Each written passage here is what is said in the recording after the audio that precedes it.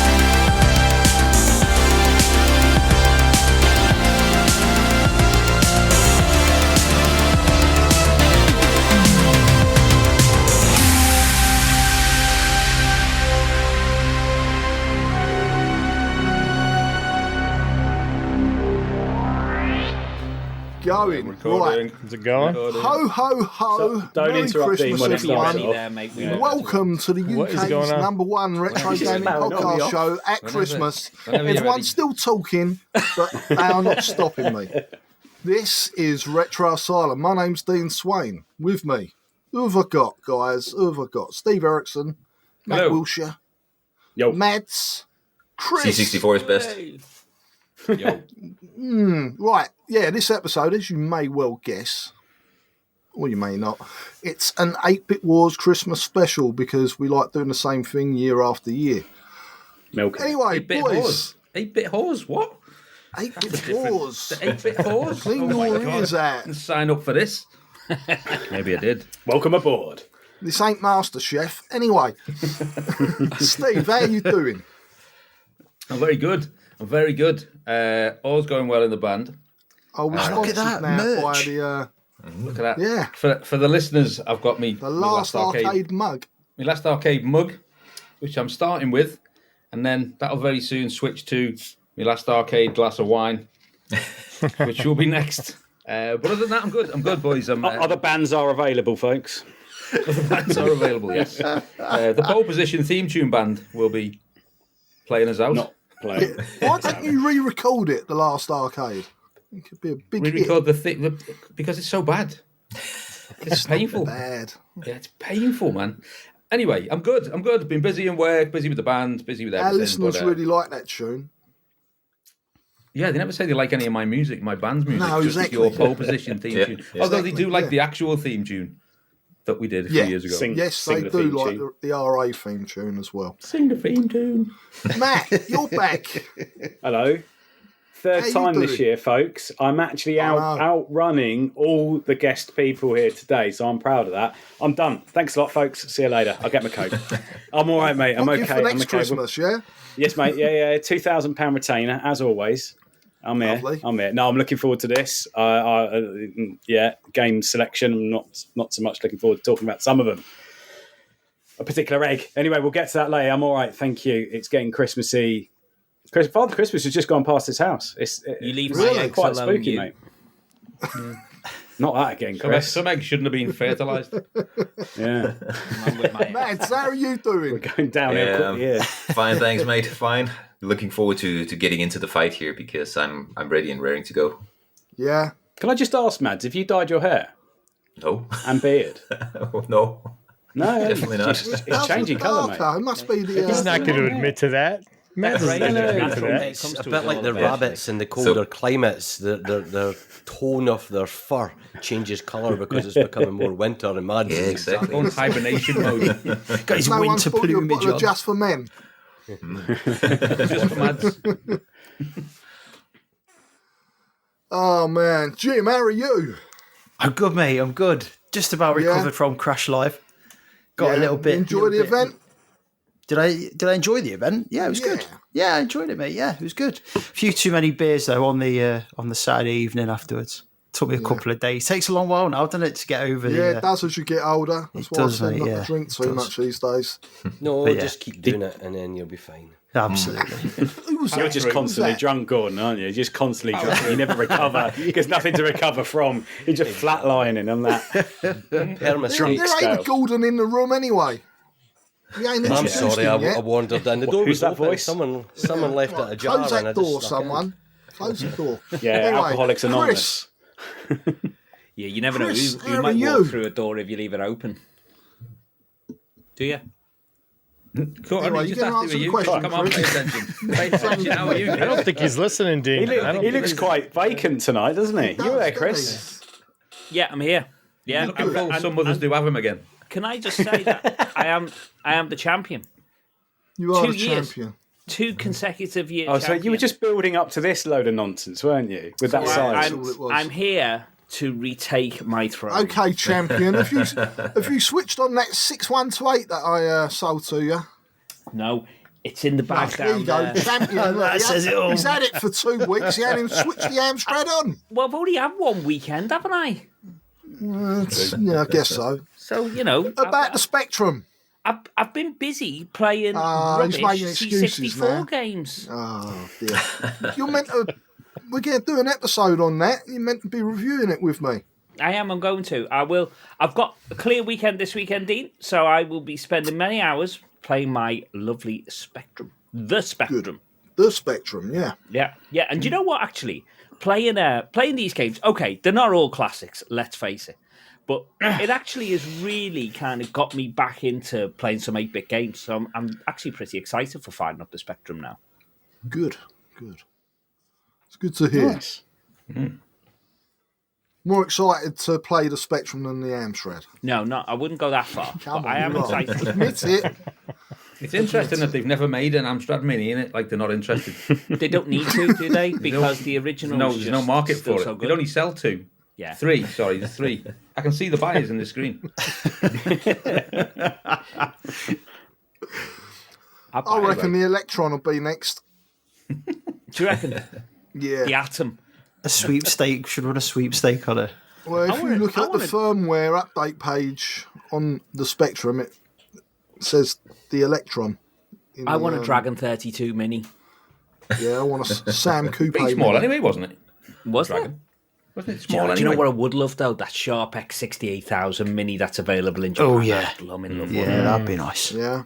But they are. When it was out there, I couldn't find them. I looked in the places that I could look. I just didn't find one anywhere. Yeah, you don't find 8-bit computers in the red light district in Japan. No, I know.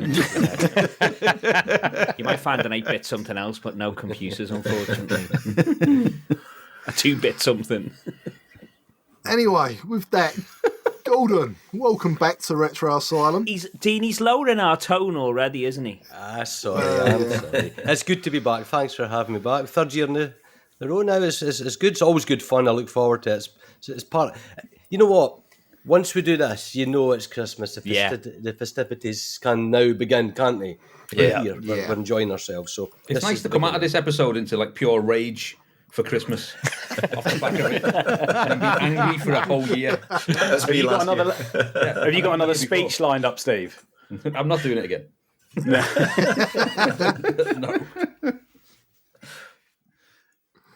No. Anyway, dear. carry on, Dean. Anyway. Who's next? Who else we got? We've got our very own Mark, the man who hates the Spectrum. Yeah, I thought I got kicked out from my shenanigans C64 last year, but here I am. I'm really looking forward to hearing how they're going to keep you quiet this time. Well, you know what's funny is I didn't really pay too much attention on who picked what games, and my voting shows that. So we'll see how it goes this year. It's gonna be bad. I feel like you're going to upset me. I'm going to get completely slated, and I'm ready for it, and I'm here for it. You judges should not have already decided the winners. No. You got to hear the case yet. We haven't. We played these on our own, and I've got my own spreadsheet on what I like. Remember how that went last year? Yeah. So likewise. Cost us, didn't it, Mads? It cost us. Yeah. I won't say anything more about last year, just other than I am the champion. Whatever. Anyway, finally, Mr. Chris O'Regan is back in the house. Hello. I've returned. This time, very loudly, but hello. I'm still loud. Sorry about that. Hello, everyone. I am returned. This time, I'm not participating as one of the teams. I'm a judge. I've been elevated to position of judginess of judge. Yes, one of 3 judges, just to be clear. And I'm very excited to be here. Everything to play for, all that other cliches. It's all level. All the points are 0 right now. It's a game of 2 halves. But, it's a game of. Actually, no, it isn't really, is it? No. But, Mr. Dean, shall I start off the ceremonies? Just before you do, I want to say you said you've elevated into judges. It's tough at the top because we're just going to pull off a coup and you're going to be knocked off. And next year, before don't upset him yet. It's not really a good idea to upset one of the judges, is it? But there's not really, maybe. When have I ever cared about speaking out against common knowledge and loves and hates? Me. Oh, no. Right. Yeah. Okay. Well, hang on. Go on, Can Steve. I just ask? Yeah, the pop star wants to come in. Here we go. Started already. Listen, just a point of order here. Did anyone introduce Mads? Have I got a short memory? Did you? Yeah, did. Okay, we introduced Mads and even spoke about his hair changing I just thought someone asked him that, while he was speaking themselves. No. It's good to know that Pop Zone Steve Erickson is paying attention here. Yeah, very short memory. So we'll get your helpline number afterwards. Early on set. So just to reiterate, Mads is here. Hello, Mads. Hi, Mads. Hello. Yeah. I've got basically we're microphone buddies. Look, we are. Nice. Yeah. So anyway, so believe it or not, very phallic. Mr. Steve, please, I'm speaking. I am speaking. There you go. That worked out well for a certain candidate. Anyway, we've been talking about this for a long time, everyone. Yes, we have no lives, and we decided to, rather than do a last-minute sort of gathering thing, we've been planning this. And we came up, for example, for a theme. Every war, that's 8-bit war that happens, has a theme. And this year, we decided, why not focus on the games that many of us actually bought for realsies rather than copied on C90 tapes. That's right. The very, very games, the budget titles, the ones that are in a little carousel in John Menzies' boots, the Bit Smith, whatever. What you encountered and pulled out and looked on the back, saw a screenshot, was nothing to do with the game or the version that you were going to buy. All of that.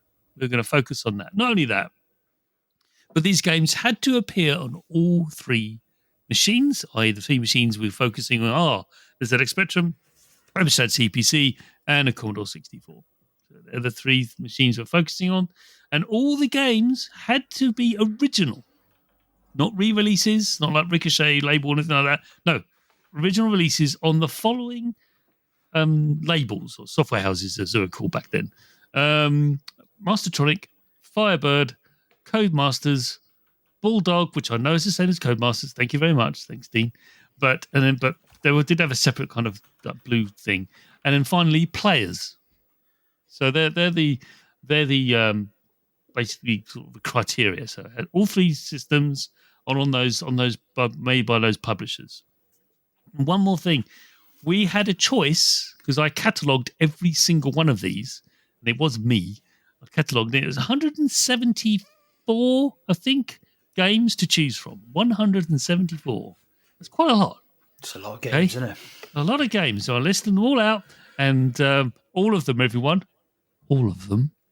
And I just want you to remember that, okay, when we reveal each game, okay?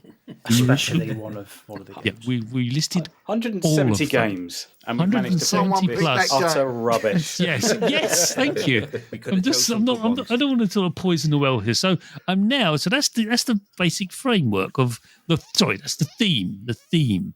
I'm now going to hand over to my fellow judge, Mr. Gordon. Please tell us who's representing what.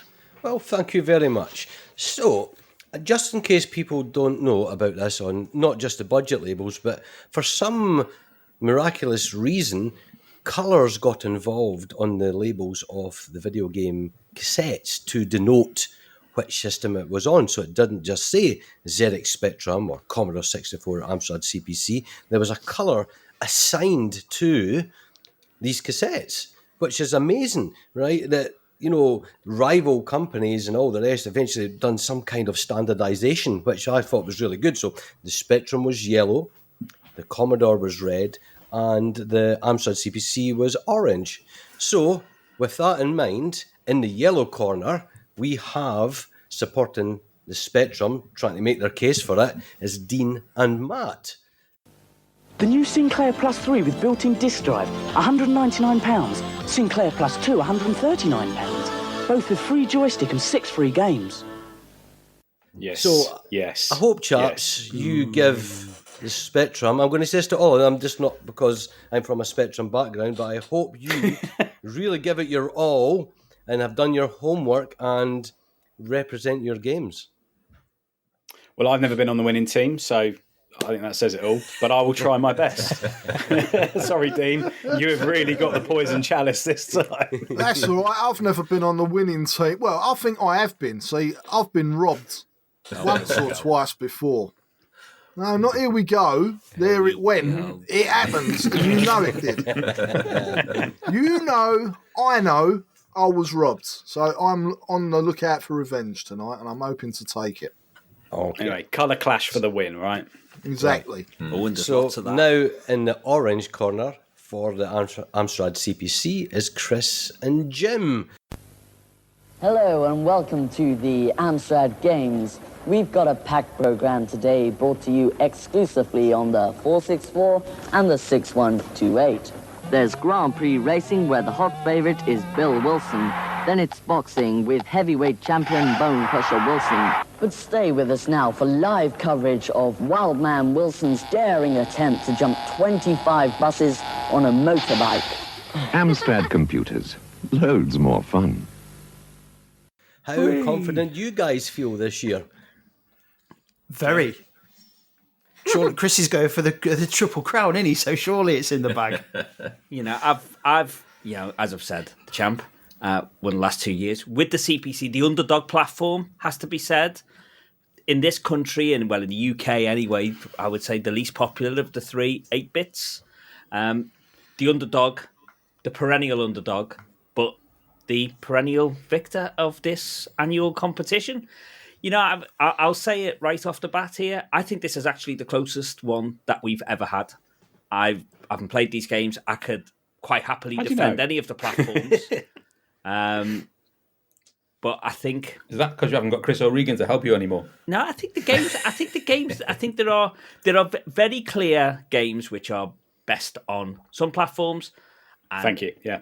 Clear games that are best on others. But I think overall we'll find that the CPC overall will come out on top. Don't you think, Jim? I think so, mate. Yeah, I completely agree. But there is a statistic that Amstrad CPC... Poor judging.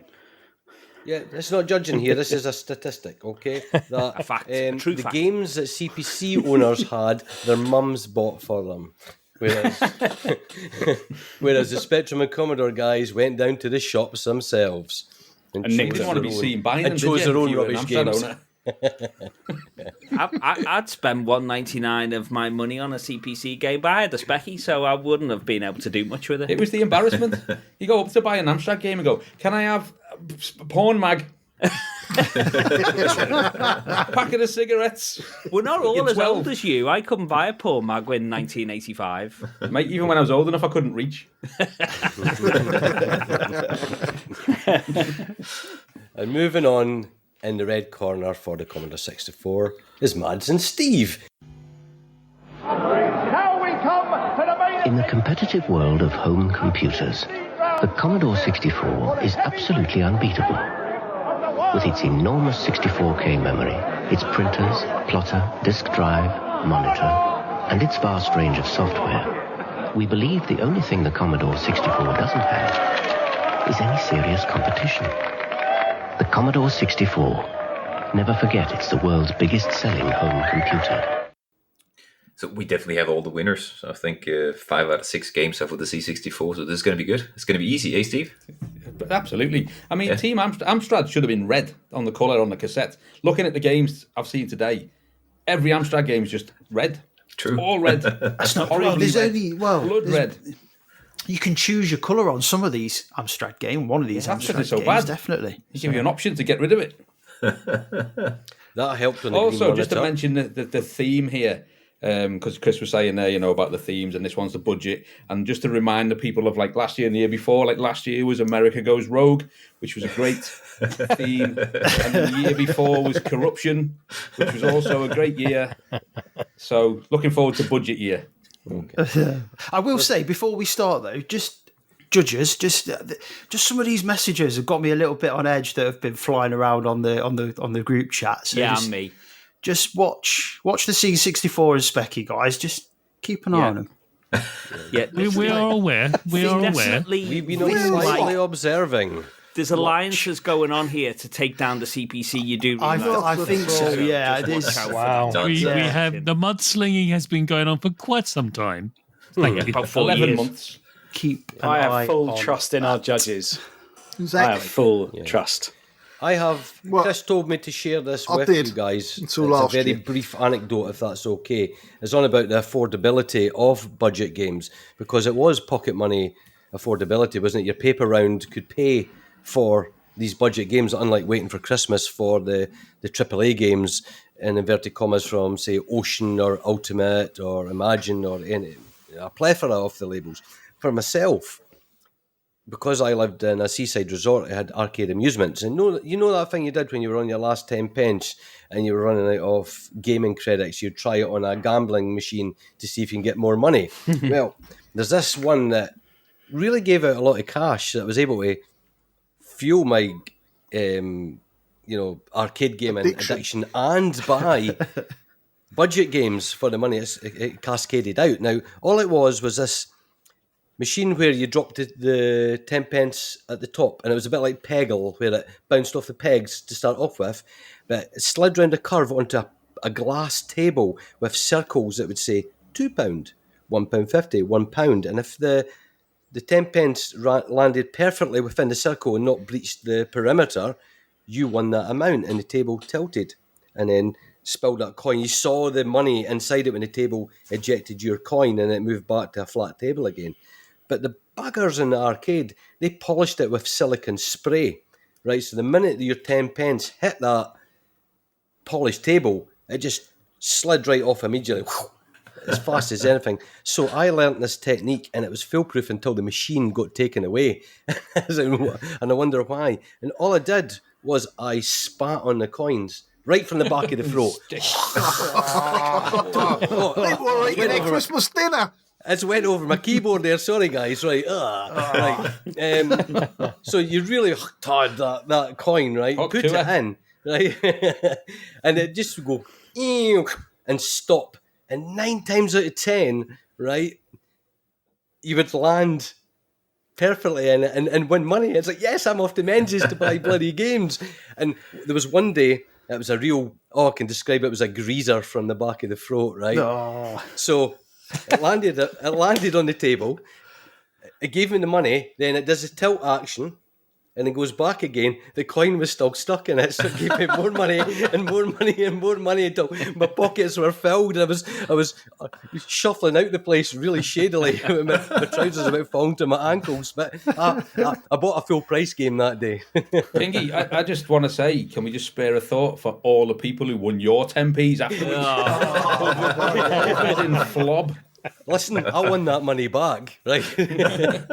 Is it possible that we found patient zero of a certain malady that possibly? I think 4 years ago? Definitely. And that, ladies and gentlemen, is how COVID actually came to be. Shall we? Thank you, Scotland. Yeah, let's hand over to Mark now to explain how on earth this is all going to work. Mark. Yeah, do you know, can I also ask Mark a question, actually? Mark, let's hear it, Chris. Were budget games a thing in the States in the 80s? Absolutely not. I should say that. I shouldn't say that. But no, as far as I can remember and recall, we didn't have a budget section. I mean, paying £2 for a game or a couple, few dollars. Everything... you talked about the Dragon 64, and we had the color computer, the Tandy. The color. those were $30 discs and cassettes. That's how expensive those were back in the day. We had nothing like what you guys experienced. And so what I was going to start off with was I'm excited because being able to experience these games, I get really frustrated really quick when games are really stupid, like a couple of these are on some of the systems. Because I'm just like, what in the hell? But at the same time, I keep telling myself, I mean, if I was 8 or 10 or however old I would have been when these games came out and I had $2 to go throw at a game, I wouldn't be mad at all. It would just be something to play. So it kind of, I had to keep telling myself, putting that into perspective. But it's gonna be a bloodbath. As a judge, again, as a reigning judge, I'll say we have decided collectively we're going to give each team 3 minutes to go over their game and explain why it's the best game on that particular platform. The judges, the 3 of us are going to talk, and we're going to give ourselves about 5 minutes to kind of discuss it, what we think is the best, and and how I think as a collective we have to decide. If 2 of the 3, this is how they're going to keep me in hold, Mads. 2 of the 3 have a leading platform. Then that's going to be the way it falls. And we will do a point system as we usually do. 3 points for the first place, 2 points for the second, and 1 for the third. So I think, and I could be wrong, but I feel like the whatever system kind of gets the most 2 points is probably going to be the one that's going to win. I feel like that's going to be the strategy this year. What if we get all of 3 points for all of every game? There is no way.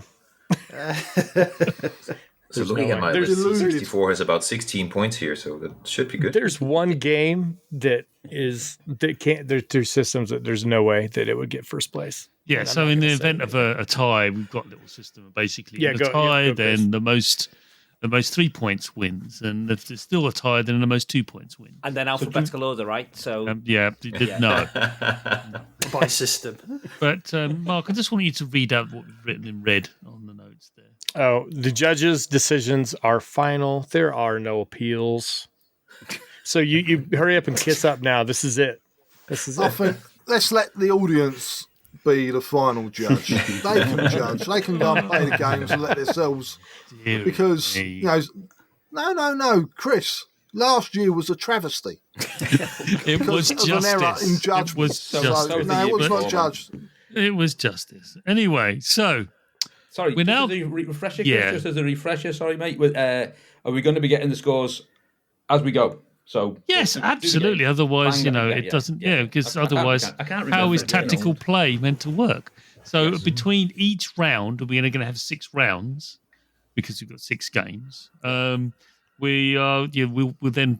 judges will tally out the scores, and then we'll get the score for each game, and then after each tally, we'll get the total score per round until it sort of starts reaching the end. That's how we're going to. I've got a spreadsheet and everything. It even adds itself up automatically. So. There you go. Wonderful.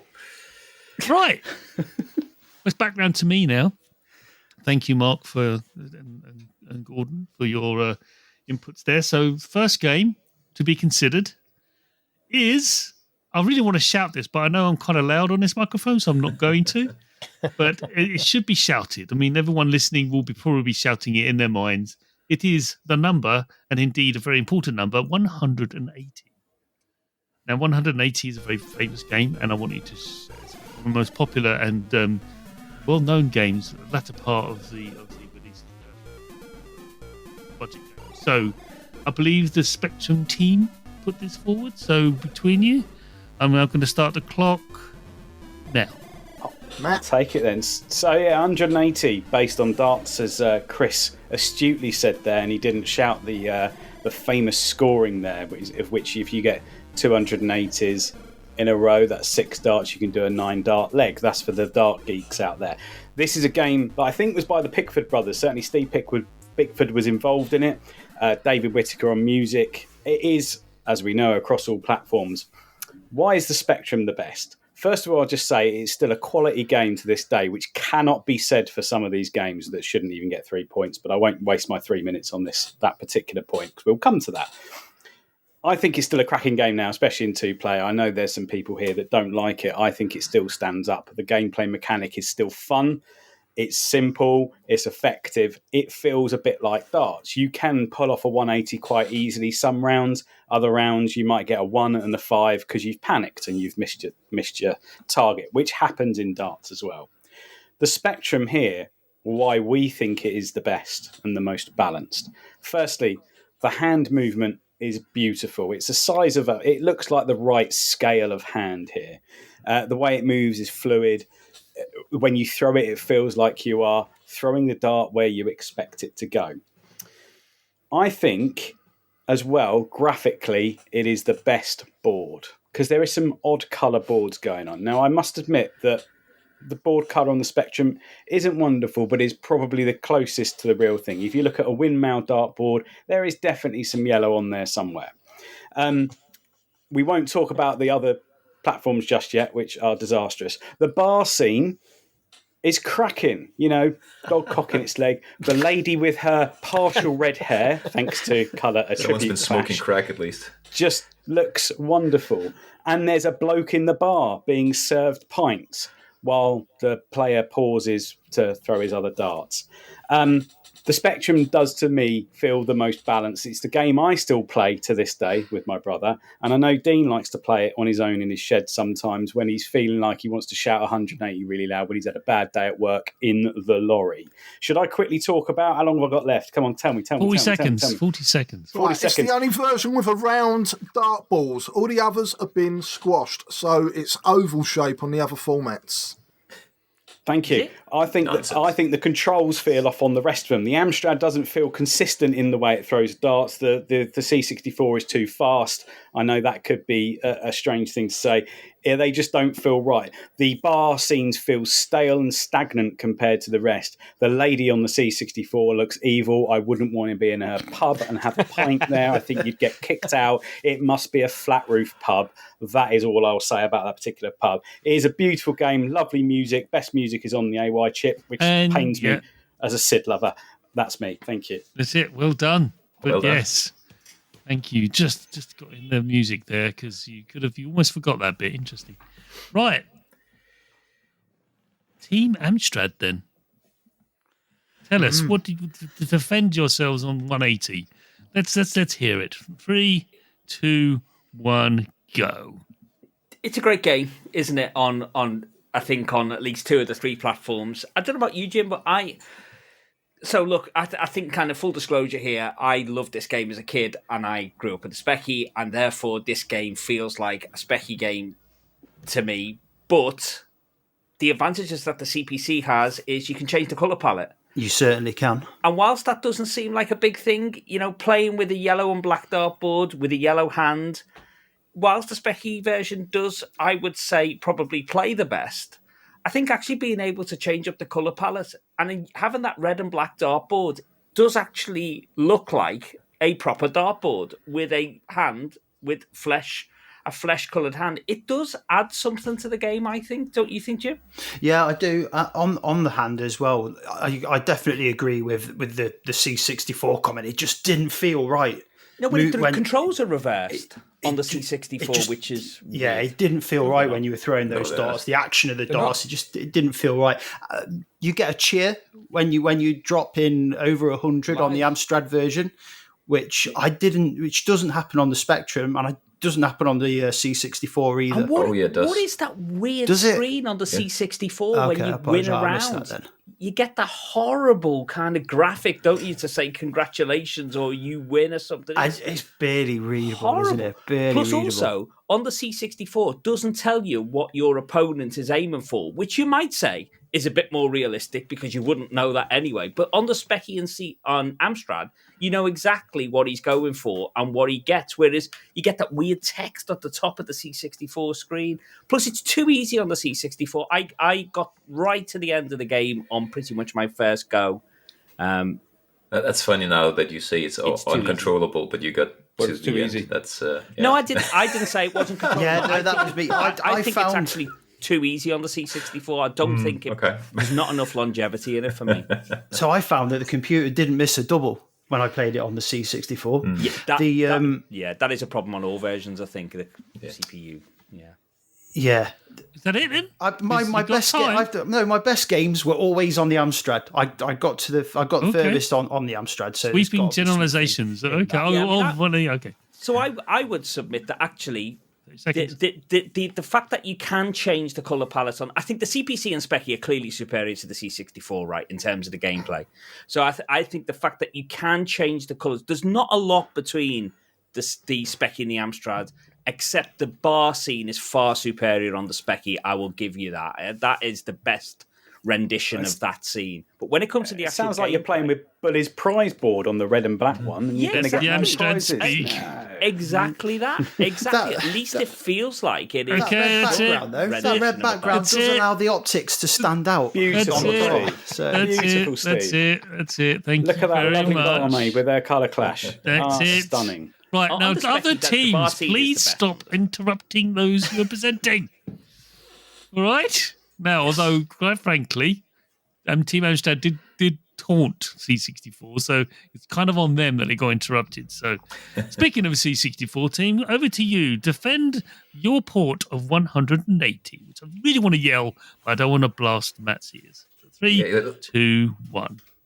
So one thing we can get back to immediately is the controls, because I found this game very controllable on the Specky and on the C64, but the CPC was all over the place. It was jittery, it was wonky, it didn't work at all. So it's very controllable and very playable on the C64 and the Specky. I think I prefer the dartboard on the C64. It's very clear and readable, so it's nice when you're playing this. And of course I don't want to even get into what the barmaid on the Specky is doing, because kids could be listening to this, but it's a life lesson, Mads. It's a life lesson. The C64 is most definitely the most playable and the prettiest, if you ask me, at least. So, Steve, you have something to say about that scene, don't you? Well, number one, so we've got the flesh-coloured hand as well. So that's not going about, we've got the flesh-coloured hand. We've got the flesh-coloured hand as well. But the bar scene, I mean, oh my God. So yeah, number one, the Amstrads, there's no one in the bar scene, there's no one in the bar.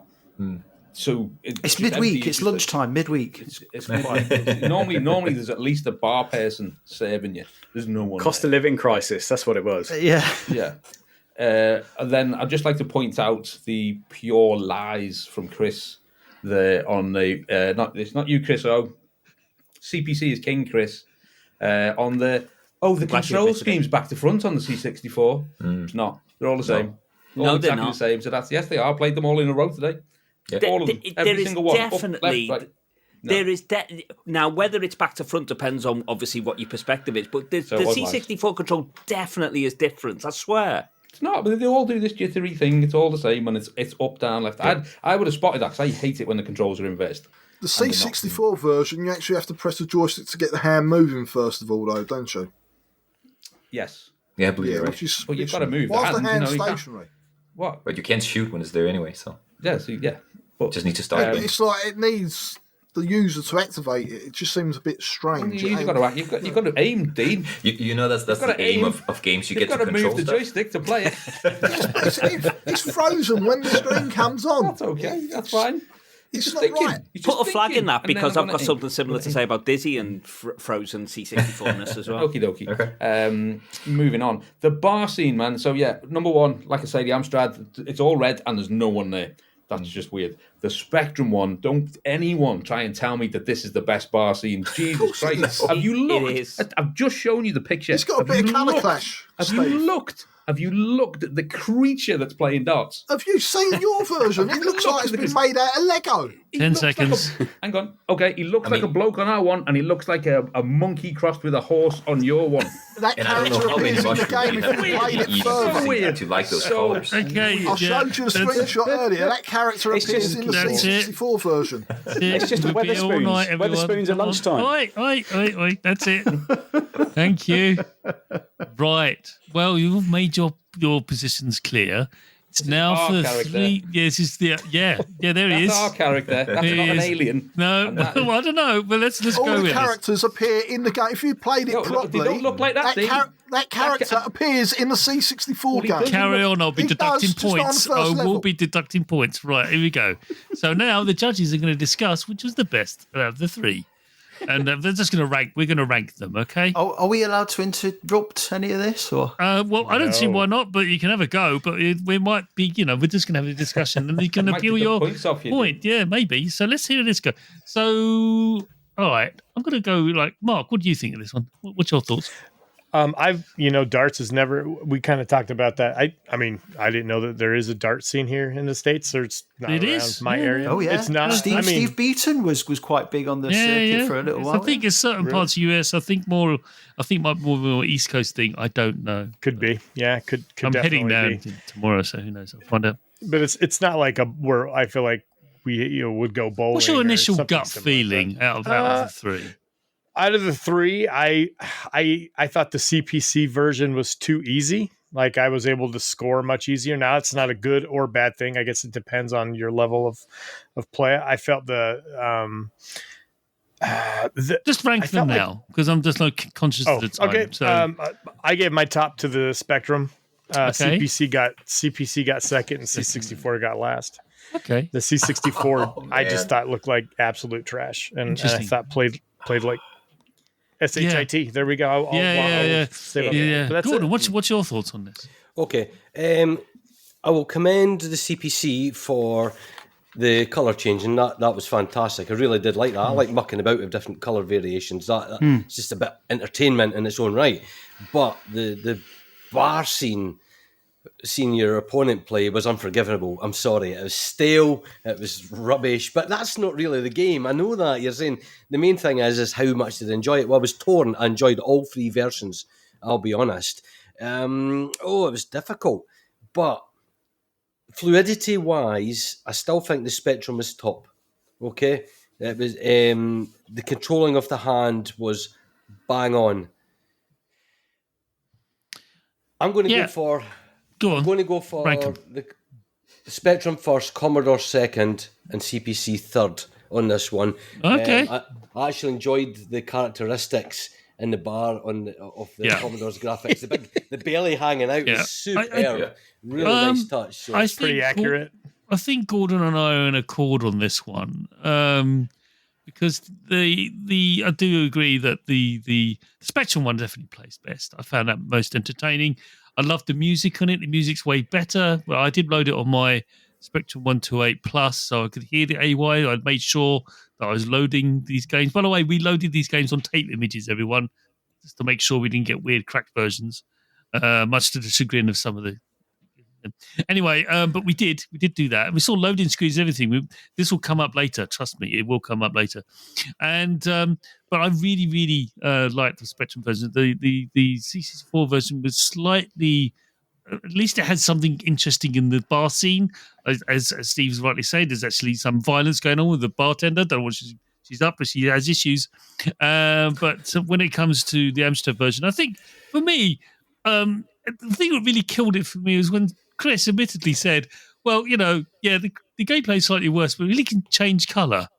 I'm sorry. How is that? Slightly worse than the Specky. I was being the honourable person and admitting that the Specky game is the Specky version is the best. Yes, you're doffing your cap. The version is not a patch on the CPC.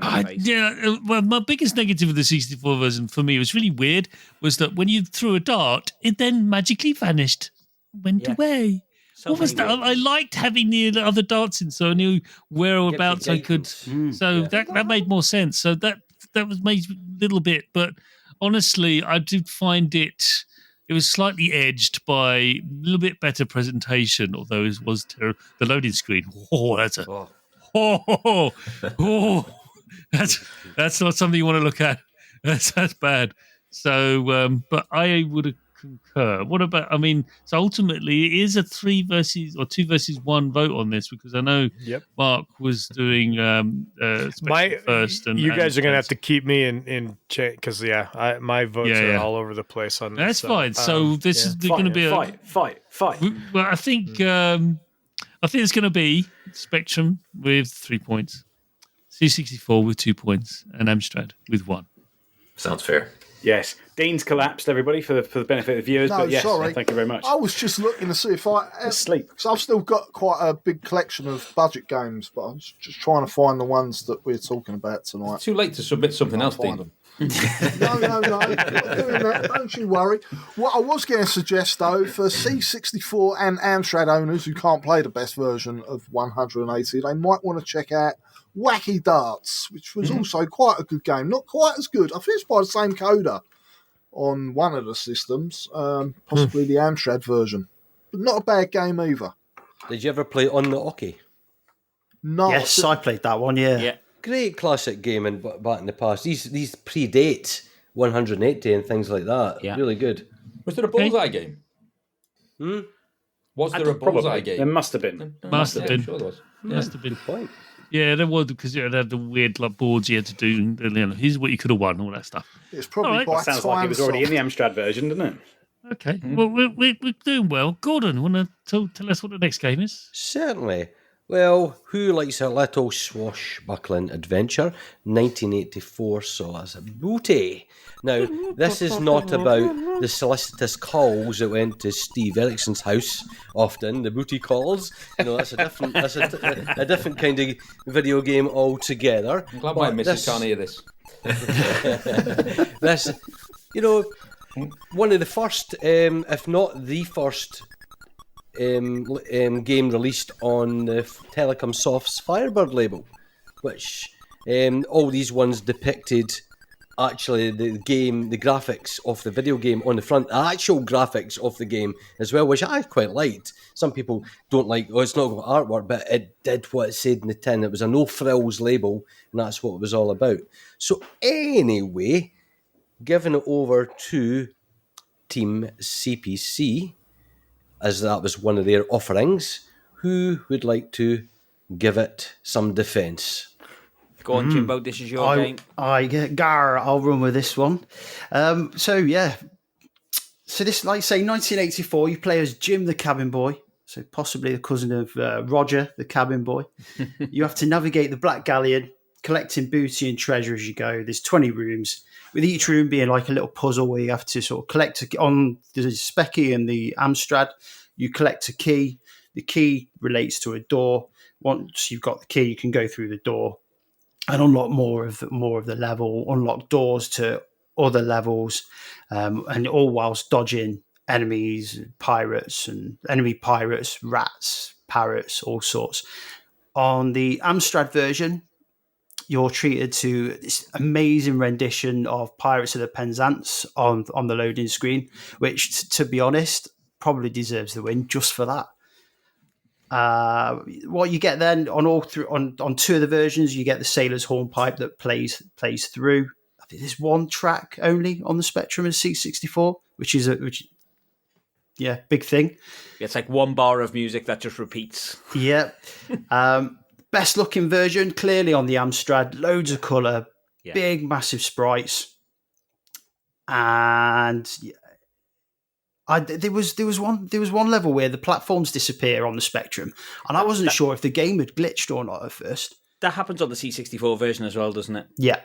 And there's also, playing the game, there's the lifts on the C64. I don't know what's going on with navigating those lifts. Yeah. But yeah, it's so clearly the best version to play is the Amstrad. Then you throw in the graphics, then you throw in the extra sound, and there's no competition really. Navigating the ladders on the Spectrum version, you have to be so precise. You have to be right over the centre of that ladder to go up and down the ladder. Say again? Health and safety. Carry on, though. Yeah.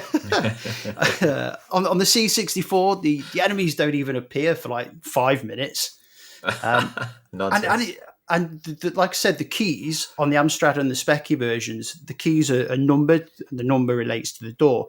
On the C64, they're just, I don't know, they went with the colour code, didn't they? And it made it really tricky, I thought, to navigate, to find the colour-coded key to the colour-coded door. Just it added an extra layer of difficulty that just didn't need to be there. It's a different game on the C64, isn't it? They were coded at the same time, apparently, but by two different people. So while they had the same kind of design ethos, they coded the two slightly different games. Yeah, that's what. Yeah, so John Kane and Kevin Martyn, but I think they did get together to. John Kane did the Spectrum version and Martyn 10 seconds. did the C64, and then they came together. The Amstrad one was done by Paul Johnson. I think the Specky and the Amstrad versions are the best, but the Amstrad just pips it because of the clarity of the graphics. And you're done. That sprite, the sprite's incredible. Okay. That one And was, you're done. Right, Team Specky then. Do you think your version is better than the CPC? Matt, what do you think? I'll let you go, Dean. Well, firstly, this is one of the many games I thought was a load of old tosh, personally. But there we go. So I can't really comment on which one was best because I didn't enjoy it as a game at all. I think the C64 was the worst for me. The Amstrad had Santa Claus as enemies with knives, doing kind of like that motion. Ghost pirates with red eyes. Yeah, exactly. Yeah. It's Santa Claus, very festive for this time of year. Not so sure about the rest of the year. You've explained the music on loop and that sort of stuff. I'm going to struggle to say the Specky was better than the Amstrad here. I think it's probably better than the C64 version, which I really didn't like at all. It's all right as a game. I wouldn't ever invest any more of my life into it after this. Dean, you might want to promote the Spectrum version better than what I'm doing. Dean, I think... Well, it was a crash smash. It was a crash smash. That was paid for, lovely title menu with the animated sea and the music setting the scene, and then you get into the game. It's nice and colourful. No colour clash. People say there's blocks around the characters, but I believe they are just shadows. Hang on a minute. Half of the level disappears as the character walks through it. It's shadows. It's very... You've got to think of the lighting on those boats, especially back in those days. It was candlelight, so it casted a lot of shadows. Very atmospheric. Ingenious, Dean, I give you that. Well, this is what they say about the Spectrum as well, yeah. And, it's got remember, it's only a 48k game. The beeper, nice and quiet, playing that little tune in the background. Sweet as a nut. Lovely stuff. It's a lot of people's favourite game, do you know? Not mine, admittedly. But you've got to bear in mind, it's a very early game. And like I say, Crash awarded it a crash smash. So 93%.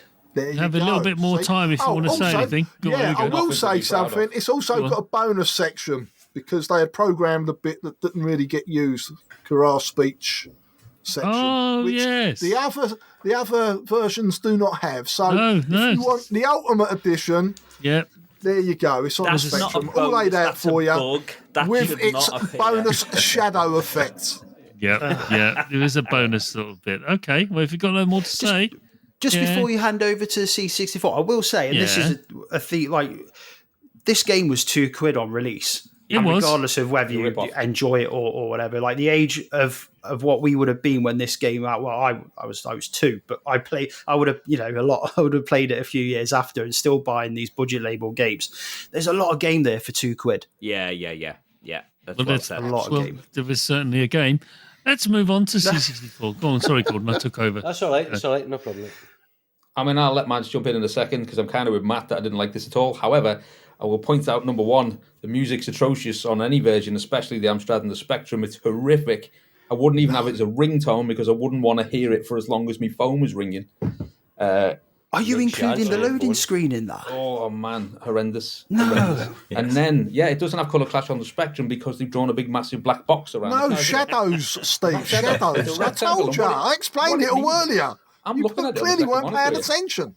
So the black box means that as you're walking across, like for your numbered keys, because the numbers are the best, not the colours, when you walk across, your black box goes over the key and you can't see what key you're picking up. Well, you've got to look at it beforehand. It's a memory test. I will say that I think the Specky version was better than the Amstrad version.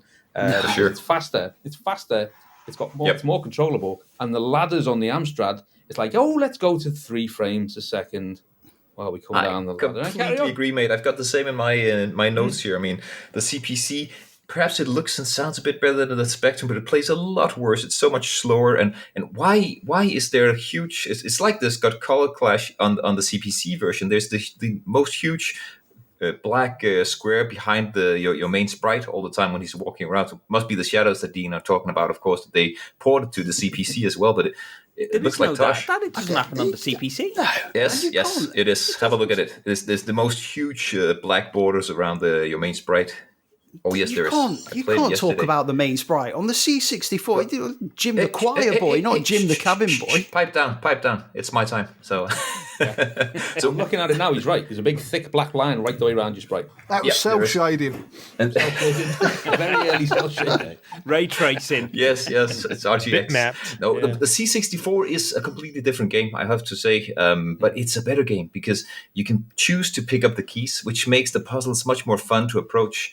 Often on both the Specky and the CPC, there'd be two keys lying right next to each other, and you can't pick up both. And yeah, but that's the puzzle. He will auto pick up whatever you runs into. Yeah, but it just gets a lot more, because what we didn't say is that the puzzle is actually over multiple screens here. So you can go over multiple screens carrying your keys. And it's so much more fun having the color-coded. You can actually pick up and say, I want to go for the green one now because I just saw that on the neighboring room. Except that you can't tell what door, what key opens what door. Makes it so much more playable. And going back to the music on the Specky make me want to kill myself, no matter how far down. That's because your Spectrum's broken. It's too loud, man. You admitted that earlier. It was on the Mister. The music on the CPC was so annoying, such a short loop, and the music wasn't good on the C64. But I wrote down in my notes that at least it's tolerable. So that's the best thing I can say about the music in this game. But actually, quite an enjoyable game. I enjoyed both the Specky and the C64 version, but the Amstrad was horrible. Time. Okay then. Well, thanks for your arguments. Too much time arguing for what your game is not rather than what it is, I must say. I think moving forward, in the other games, defend your game, not say what the other games are about, because we are passing judgment on that. But anyway, judges, what do you think? So I'm going to go to you then first, Chris. What do you feel about Booty in general and these three versions? I'm going to use one word that really enraged me about the choice of game, with the choice of the Amstrad. Flickering. The violent flickering of the main character. Half of him is just suddenly vanishing. Was he a ghost or was he a real person? Nobody knows. It's a ghost ship, everyone. Yes, I just did not like. I've always liked the game in terms of once you get into the puzzle element, it becomes absolutely fascinating, as Mad sort of points out. However, which version pulls it off best, that puzzle aspect? And I honestly found the Spectrum version great for that. And there was also one brilliant thing about the Spectrum version, which no other version had, was that you could turn the music off. You could just press M and it was gone and it shut up. Whereas the Amstrad version, I had to mute my telly because there's no way of shutting that. It was screeching through my brain. I'm like, please stop. And it wouldn't. There's no way. I looked in the manual, everything, nothing. Whereas on the Spectrum, you could turn it off. No, it was bad. So for me, rank is Spectrum number 1.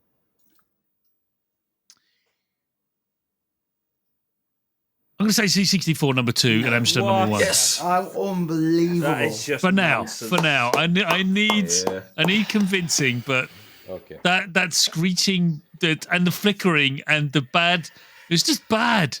It's just bad.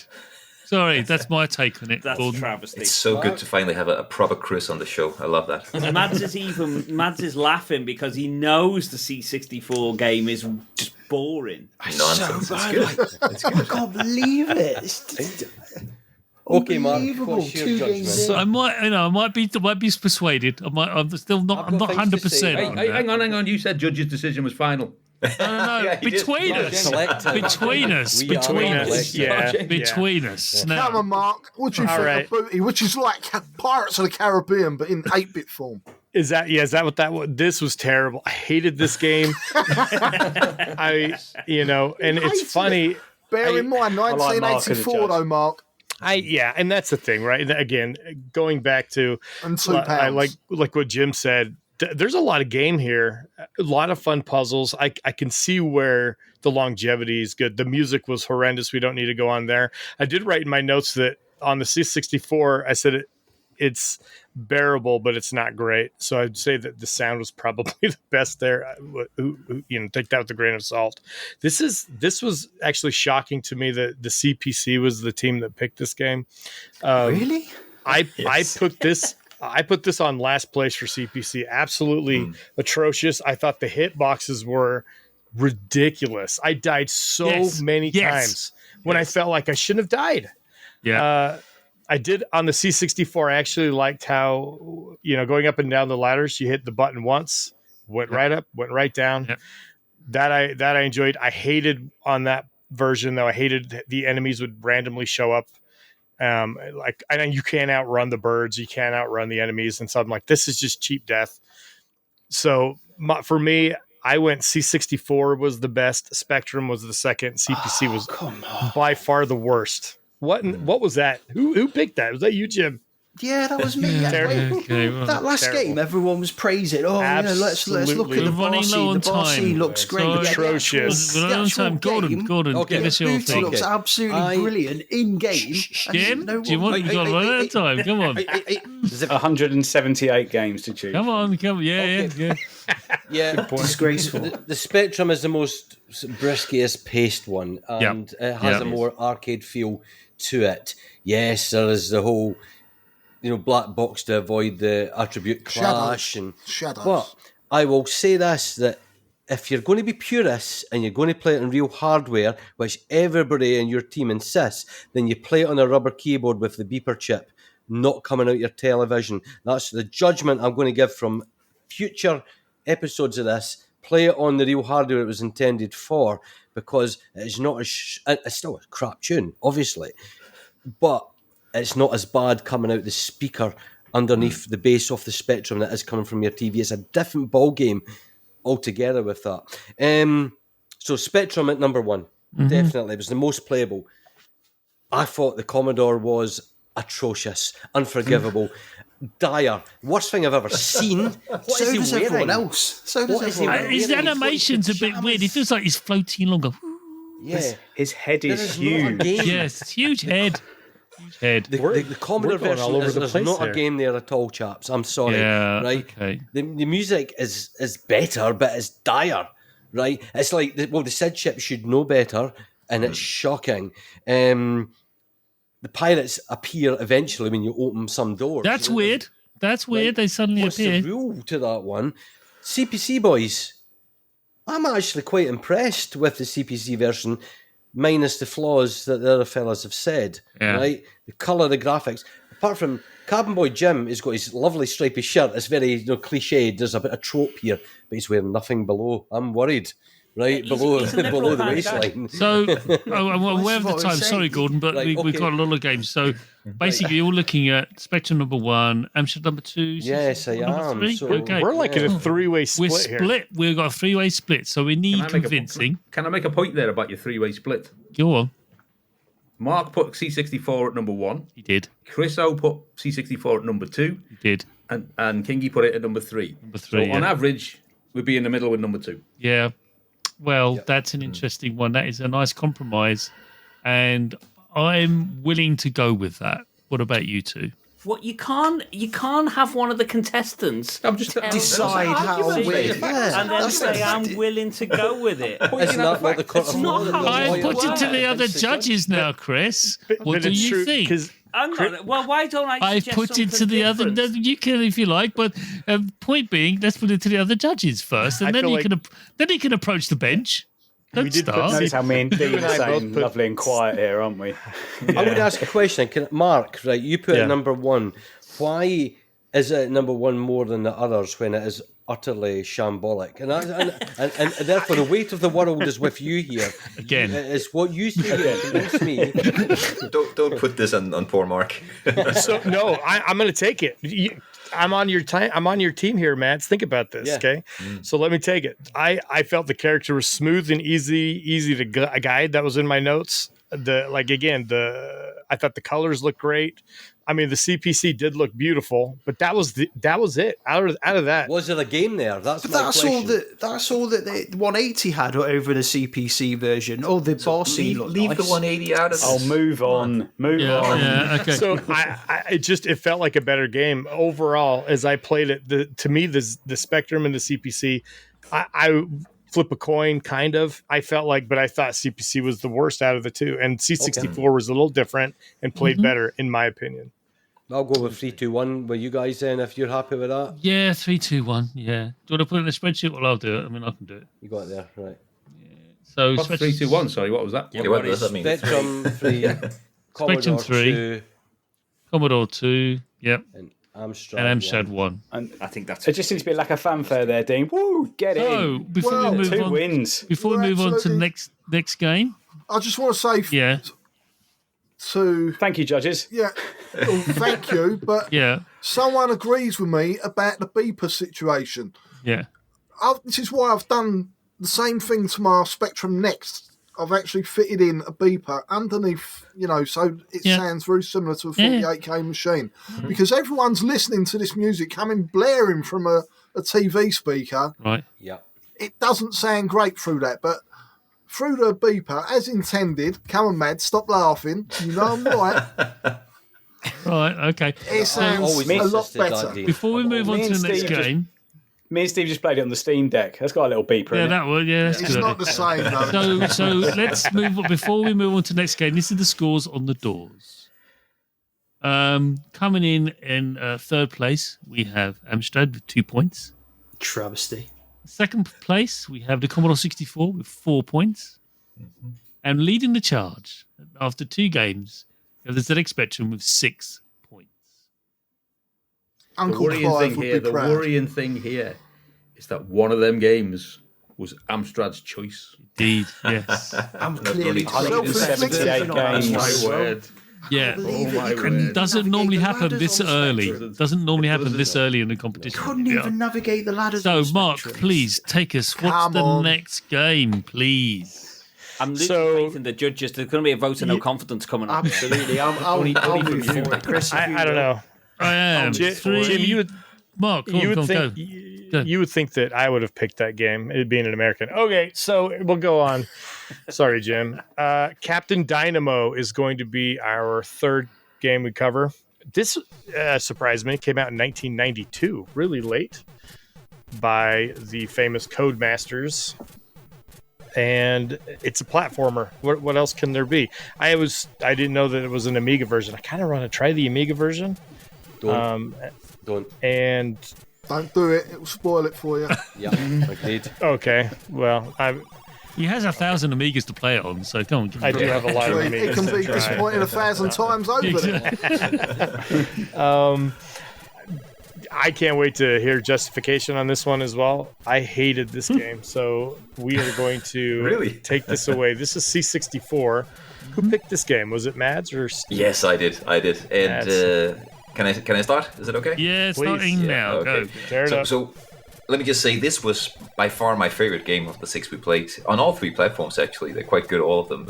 I do believe the C64 is way better than the other 2, but we'll get into why that is in a second. So it's a vertically scrolling platform game, and all of you guys know that I love games like Rick Dangerous, for example. So very, very tough as nails platforming challenges, and that is indeed what you're getting here. So there are only 6 levels. As far as I know, I've never finished it because it's a tough game. But just getting through the first level on the C64 is a challenge in itself. So many different challenges you need to overcome in this beautiful, beautiful game on the C64 with music by none other than Alistair Brimble. So such a nice little theme tune being played while you're playing the game in-game. And you have your animation of the main sprite is so good. He's got idle movement. When he's just standing there, he's bouncing a bit. He's very, very fast moving on the C64, not moving through molasses like on the CPC, for example, or the Speccy for that matter. But he's very fast moving. He has a nice controllable jump that you can control a bit in midair as well. And the level layout on the C64 is completely different than the other 2. The Speccy and the Amstrad has the same first level. It's dead easy and quite boring, really, the first level in those games. Whereas on the C64, you're thrown off the deep end to begin with, getting to grips with learning this tough as nails platformer, which is good because on the other platforms, it'll just catch you up on the second level, which is nigh on impossible. So in the C64, you actually get to learn the controls from the get-go. And you get to hone your skill because you really need to do that in this game. There are platforming to be done. There are these bumpers or kickers or whatever they're called from the pinball table. You need to learn how to navigate as well. Quite easily done, actually, but it takes a bit of getting used to. And there are like hooks that are glide along the platforms you can grab onto, and there are all sorts of wonderful but very, very tough platforming to be done here. And it looks so good on the C64, and it sounds fantastic. And I find that it is so controllable that this is very addictive for me. Most definitely the game I played most on all platforms, actually, but especially on the C64. Do you have anything you'd like to add, Steve? Nope, loving it. Spot on. You got 30 seconds to spare. Okay, so can I talk about the other platforms then? I thought of the other platforms, the ZX Spectrum is very controllable. Doesn't look as good, of course, as the C64. Moves quite slow, and the level design is a bit boring, but still a very controllable and good game. The CPC is horrendous. It's the same levels, really. It doesn't look better than the Specky, and it is so slow. It's so incredibly slow when you're moving this little character. Just going from one side of the screen to the other takes about 17 minutes, I believe. I timed it. But speaking of time,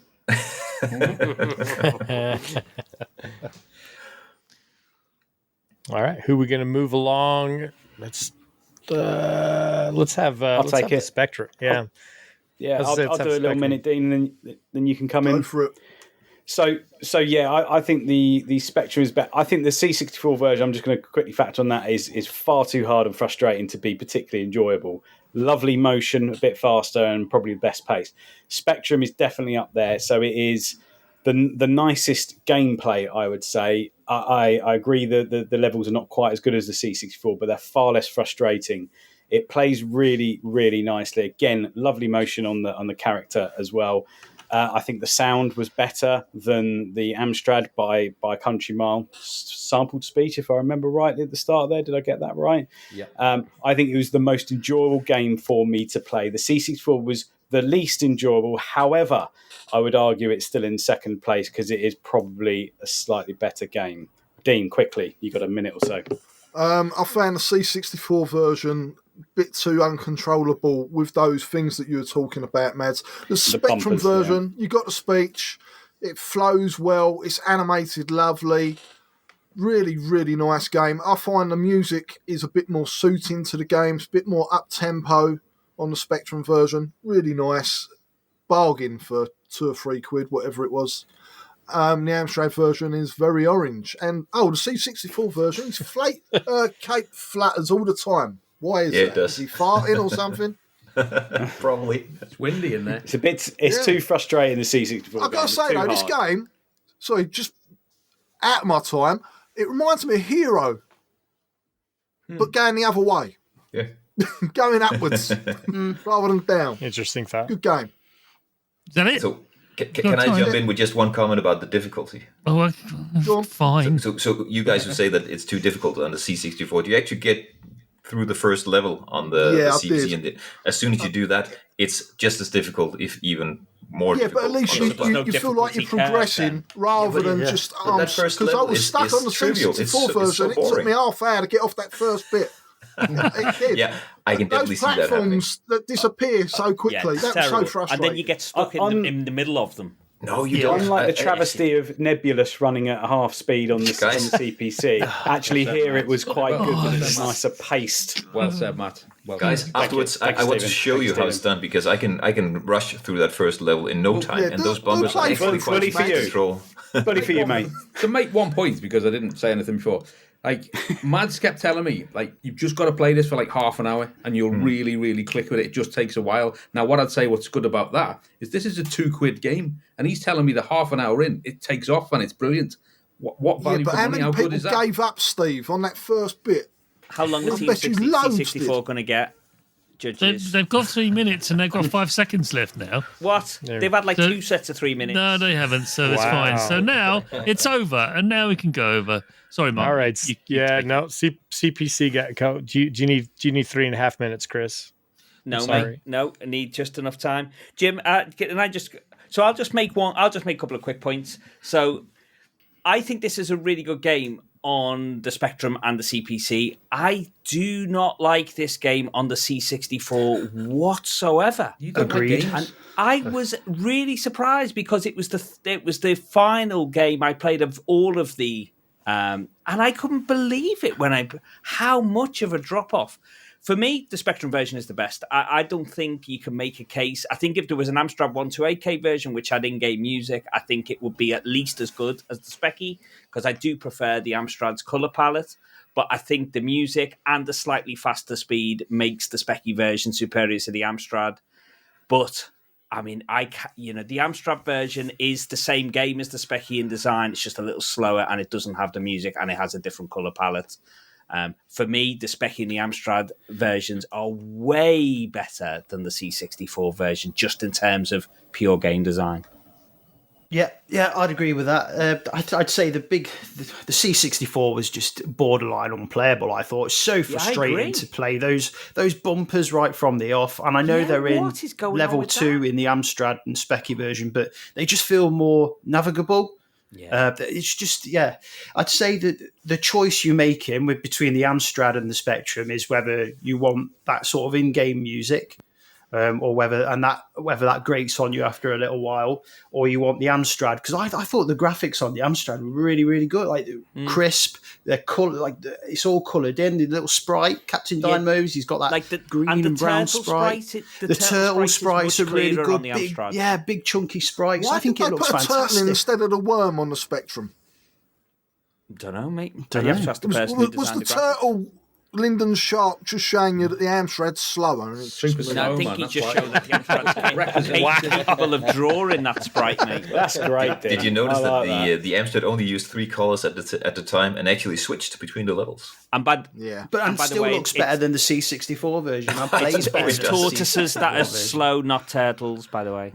All right, it's a tortoise then. 40 seconds. Spike on his back. But like I was saying, that's your choice. You're choosing between the graphics and the sound. I think they both play better on the Amstrad and the Spectrum, with the C64 a mile back. Yeah, I think it depends on your mileage. I quite like the Specky tune, but if you don't like it, then I think you prefer actually the more atmospheric, cavern-based gameplay, which, if you were in a cavern like you are in Captain Dynamo, you wouldn't hear music. You certainly wouldn't. So maybe the Amstrad is a bit more realistic. But a big surprise, it's not one. 10 seconds. Not one that I'd sat down and played. No. And I certainly wouldn't be playing the C64 version again. No, definitely not. But it's not one that I'd sat down and played for any sort of considerable length of time previously. Very good game. Well impressed. Thank you, gentlemen. I can't believe that those two whiny kids actually finished that. All right. Come on. Mads. Okay, so awesome. I'm Gordon. We'll just start with you. Let's hear it. What do you think? Yeah, right. When I first played the Commodore version, I was like, here we go, this is absolutely fantastic. The fluidity of the animation, chaps, incredible. Really is. The music, it's okay, right? The Commodore could do better than that, but it was still, we had music for entertainment in the background. But then the bumpers came.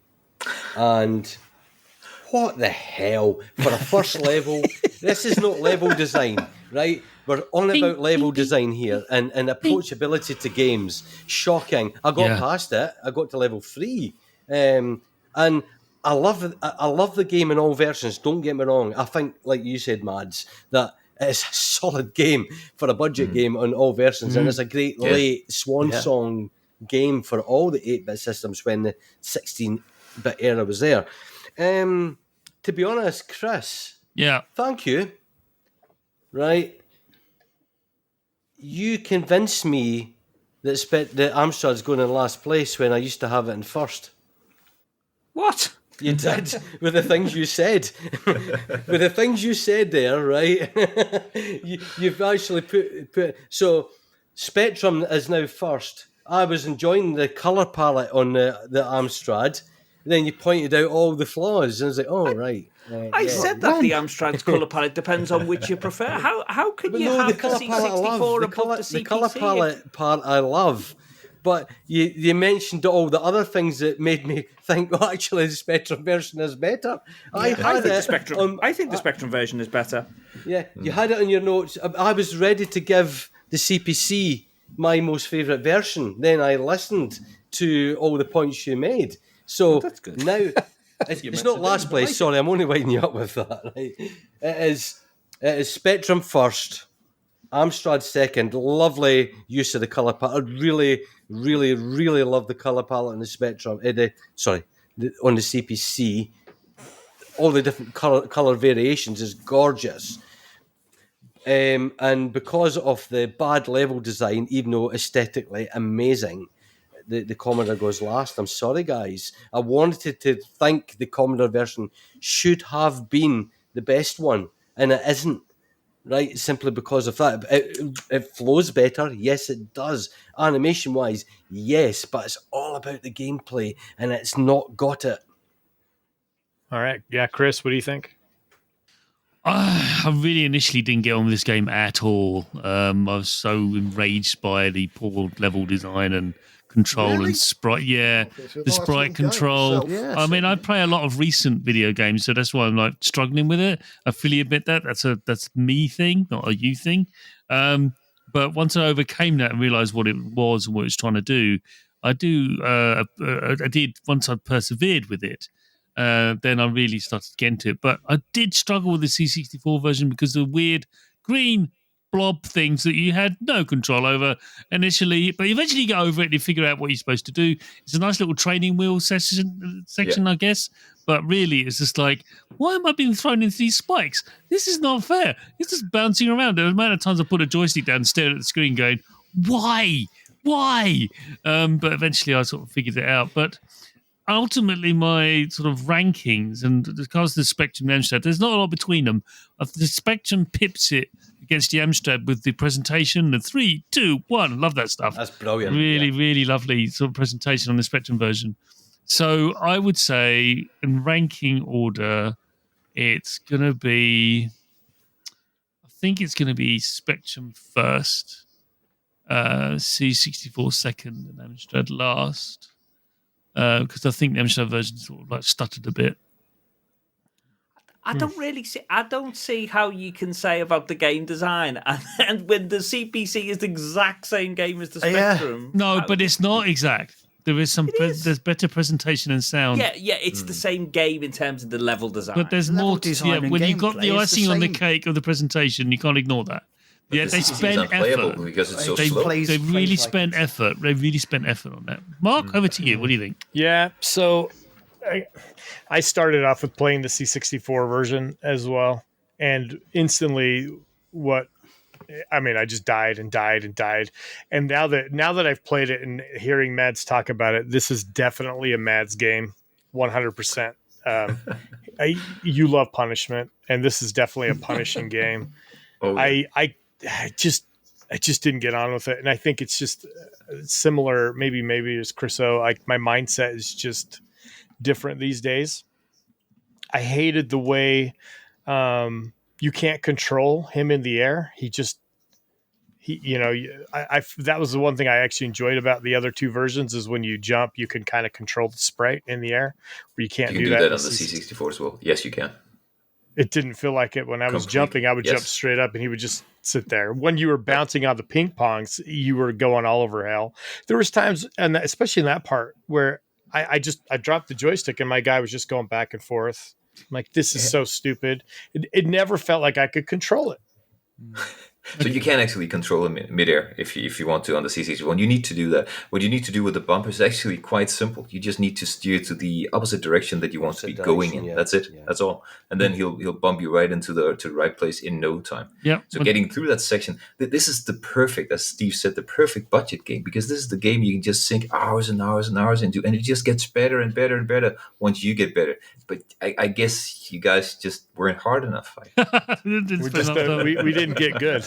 Yeah. All right, what's your ranking then, Mark? Because time's pressing. What's your ranking? So I'm I'm following Gordon's lead. I thought the Spectrum was the best, CPC second, 64 is third.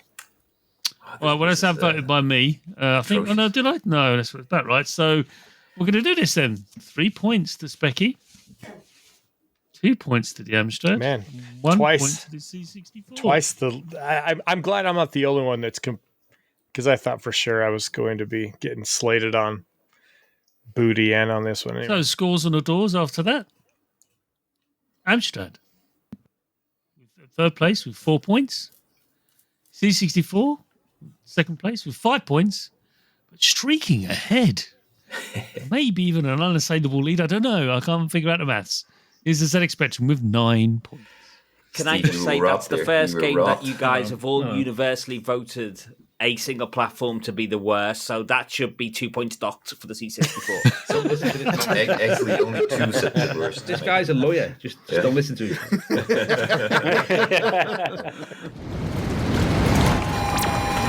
Ladies and gentlemen.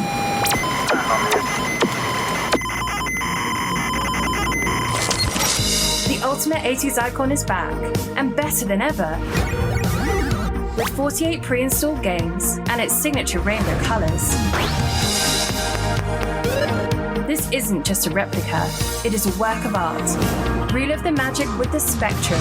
In stock now at select retailers. Don't miss out. We're halfway through the show, everyone. I hope you're having lots of eggnog, whatever that is, and pint mince pies, and possibly 1 or 2 Brussels sprouts. I'm sure you're enjoying a wonderful festive time.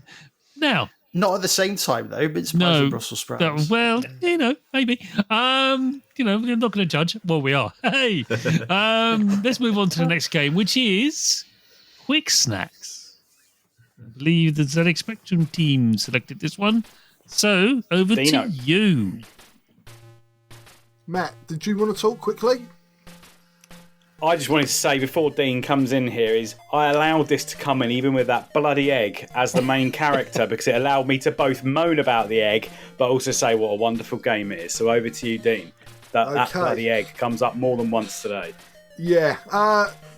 Apparently it's part of the Dizzy franchise. Dizzy is the main character in this game and that pleases Steve, Mads and Matt because they all love the games. So, yeah. Quick Snacks, it's basically Pengu, the arcade game, but in Dizzy form, but playable. Really nice music, fast-paced game. It's got bonus games in between. Is it every other round or each round? I can't remember. Every round, isn't it? After every round. It's just a very fun and snappy game. I've got to say, the C64 version is slightly different. I mean, you kind of see it from above. It's, Dizzy moves around the same kind of way, but he's collecting fluffies or something.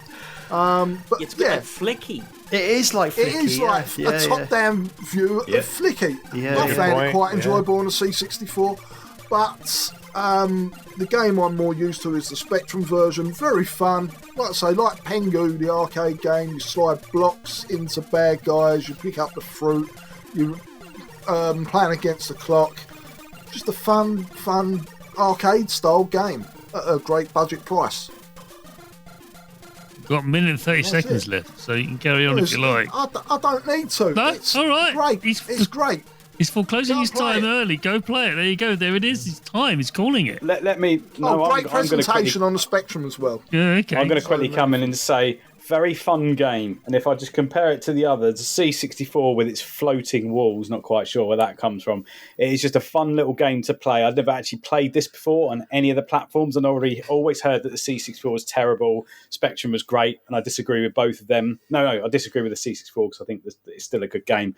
But the Spectrum is by far the nicest, most fluid gameplay. Great presentation. But it is a fun game across, great presentation, nice music, but it is good across the board here. I'm going to be balanced with my thing because I can get quite harsh on Dizzy, as we all know. All right. Very magnanimous of you, Matt. Well done. I think so, yeah. Why not? Yeah, why not? It's Christmas after all. All right. So, Team Amstrad, what's your take on Quick Snacks?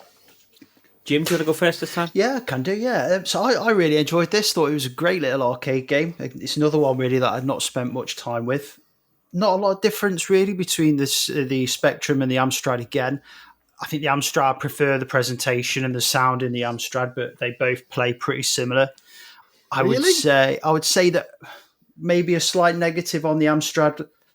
It was a little bit easier to spot the blocks that you can't move on the Spectrum. But other than that, there's not a lot between the two. The C64 is, like we said, it's a completely different game.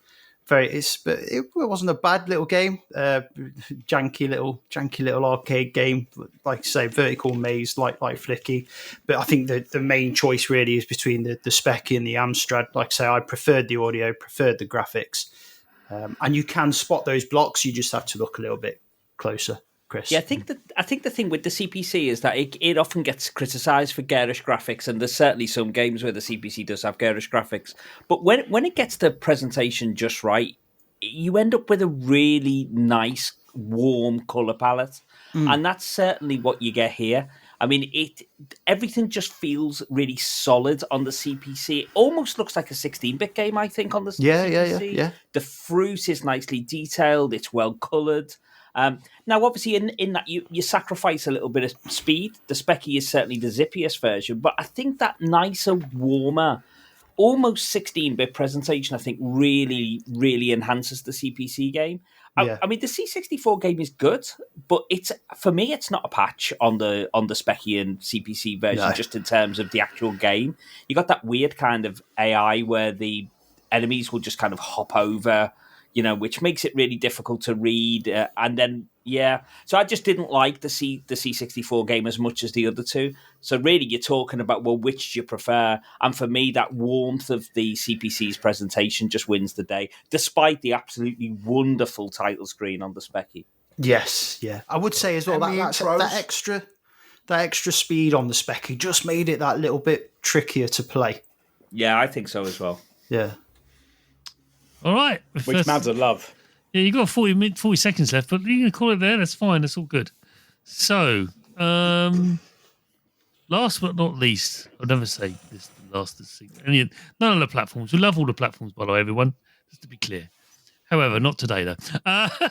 C64 team, tell us, what the hell happened? So we knew this was going to be an uphill battle because we got a completely different game. You guys have been playing Quick Snacks on the CPC and the Specky, which is the same game, a single screen game where you push the blocks to get at the diamonds and try to push the blocks into the monsters, and quite a nice little arcade game. And it's like comparing like Bubble to Pac-Man here, because we got this completely different game where it's still a maze. No, wait, it isn't a maze in Quick Snacks. It is a maze now, and it's horizontally scrolling, so you cover like 2 or 3 screens full. You need to go pick up those little creatures. What are they? Little men? Fluffies. You need to pick those guys up, and they'll follow you along, and then you need to get them to the exit. And initially I thought, we're going to lose this one, but then I got hooked on it. It's actually a really, really good little game. The thing that Chris said was stupid with the AI that sometimes jumps over the walls. That's in level 2 or 3 they're introduced. I think it's actually quite good, because this kind of enemy type I need to stay away from, and then not have a long tail of little men running behind me when I get towards him. And some of the walls he can jump, some he can't.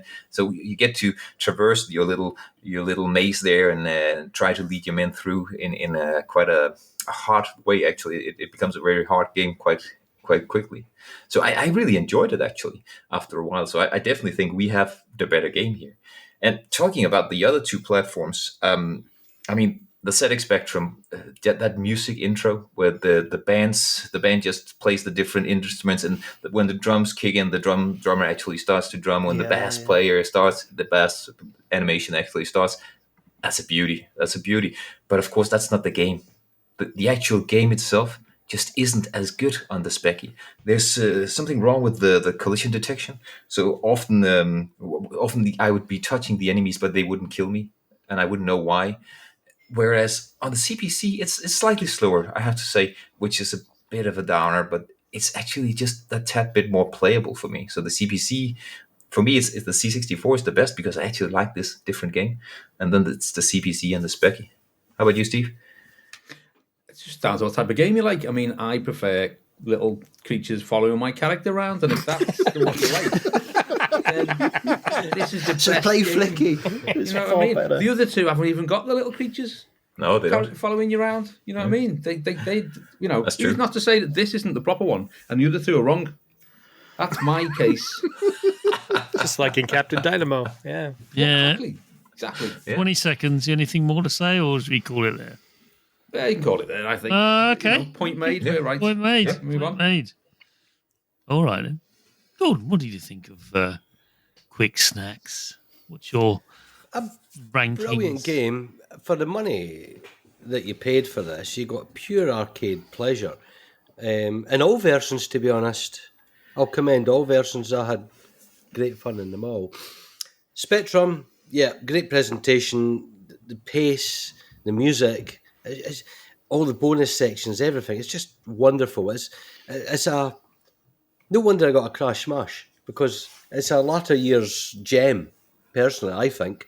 The CPC version, although essentially the same game, looks like the artwork that your child brings home in first year that you're forced to put on your fridge, right? And pretend that you like it, right? It looks ghastly, right? It is rubbish, right? I think Dizzy looks awful in it. He looks like a sweet corn. Yeah, I mean, Mark thinks Dizzy looks awful anyway at the best of times, but no, I was not convinced this was a Dizzy game. It was a bit squished. So I reluctantly then went over to the C64 version, and as everyone had alluded to, it is a flicky game, and I actually got a lot more fun than I thought I would from it. It is a bit repetitive. There's just a colour palette change as the levels go on, and there's not that much changes in it, a couple of nuances.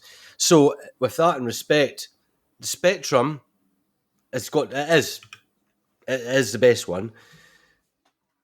It's got no Furbies in it. Careful now, I'm about to award the Commodore second place. Okay. Right. The Commodore second place, and the Amstrad's just butt fugly. I'm sorry, guys. Okay. Mark, what's your take on Quick Snacks? This was probably my favorite of the lot. I love this game. And what year did this come out? 1990. 1990, the spec. 1990, yeah. Okay. All right. Late generation.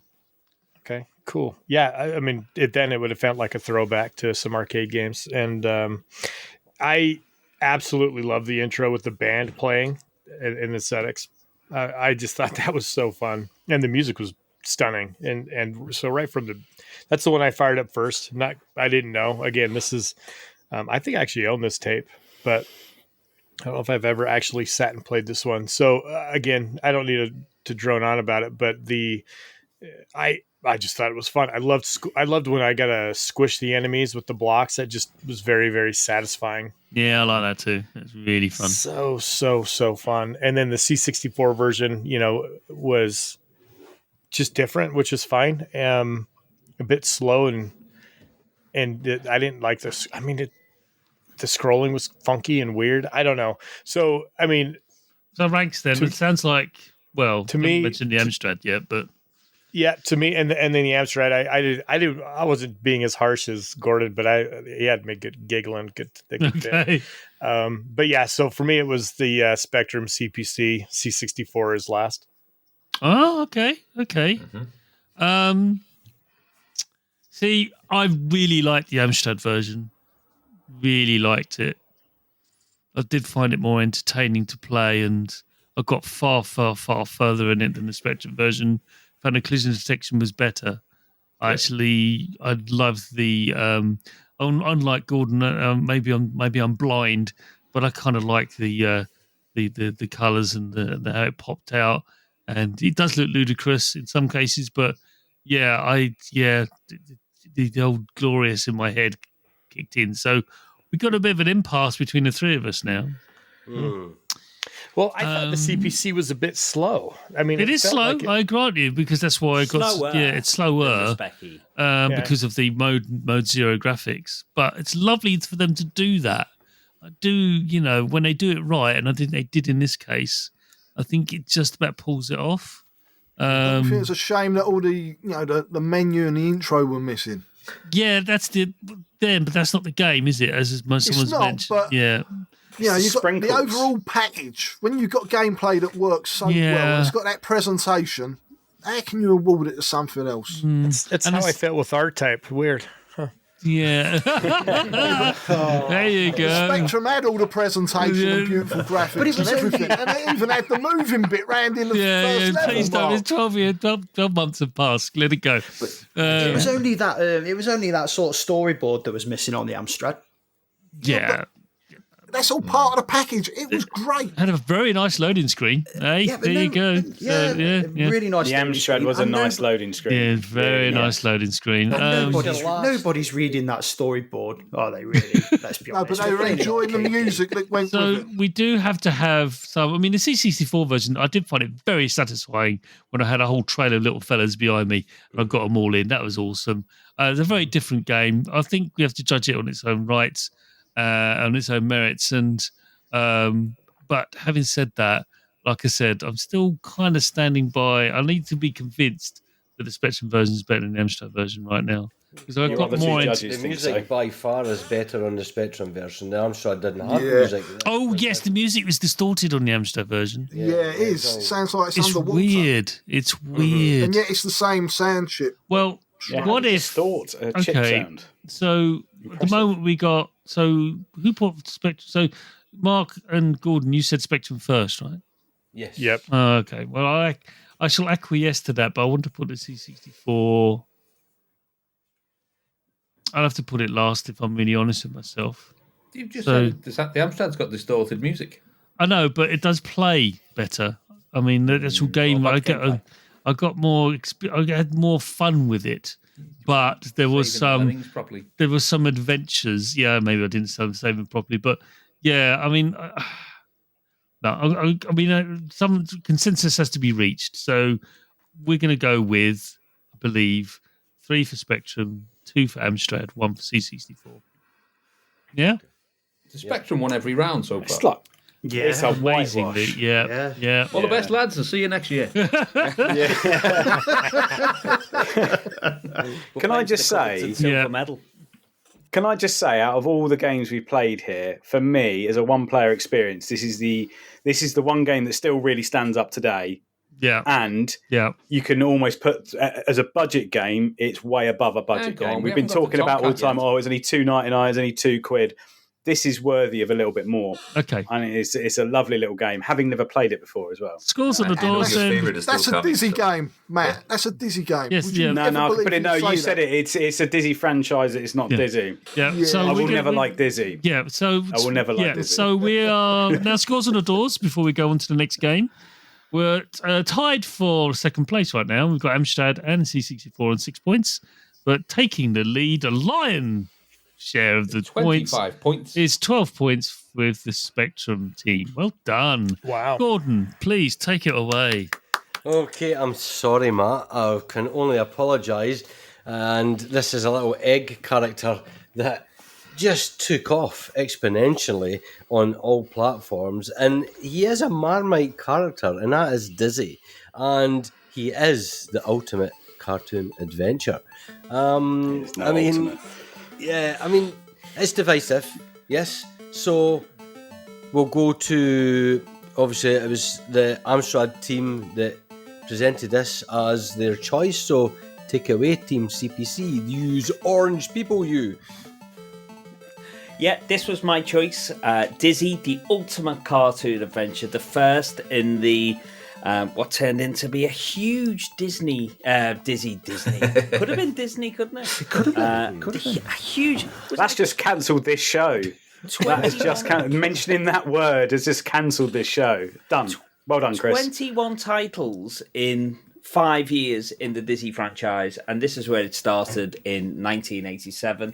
Developed, released by Codemasters, but developed famously by the Oliver twins.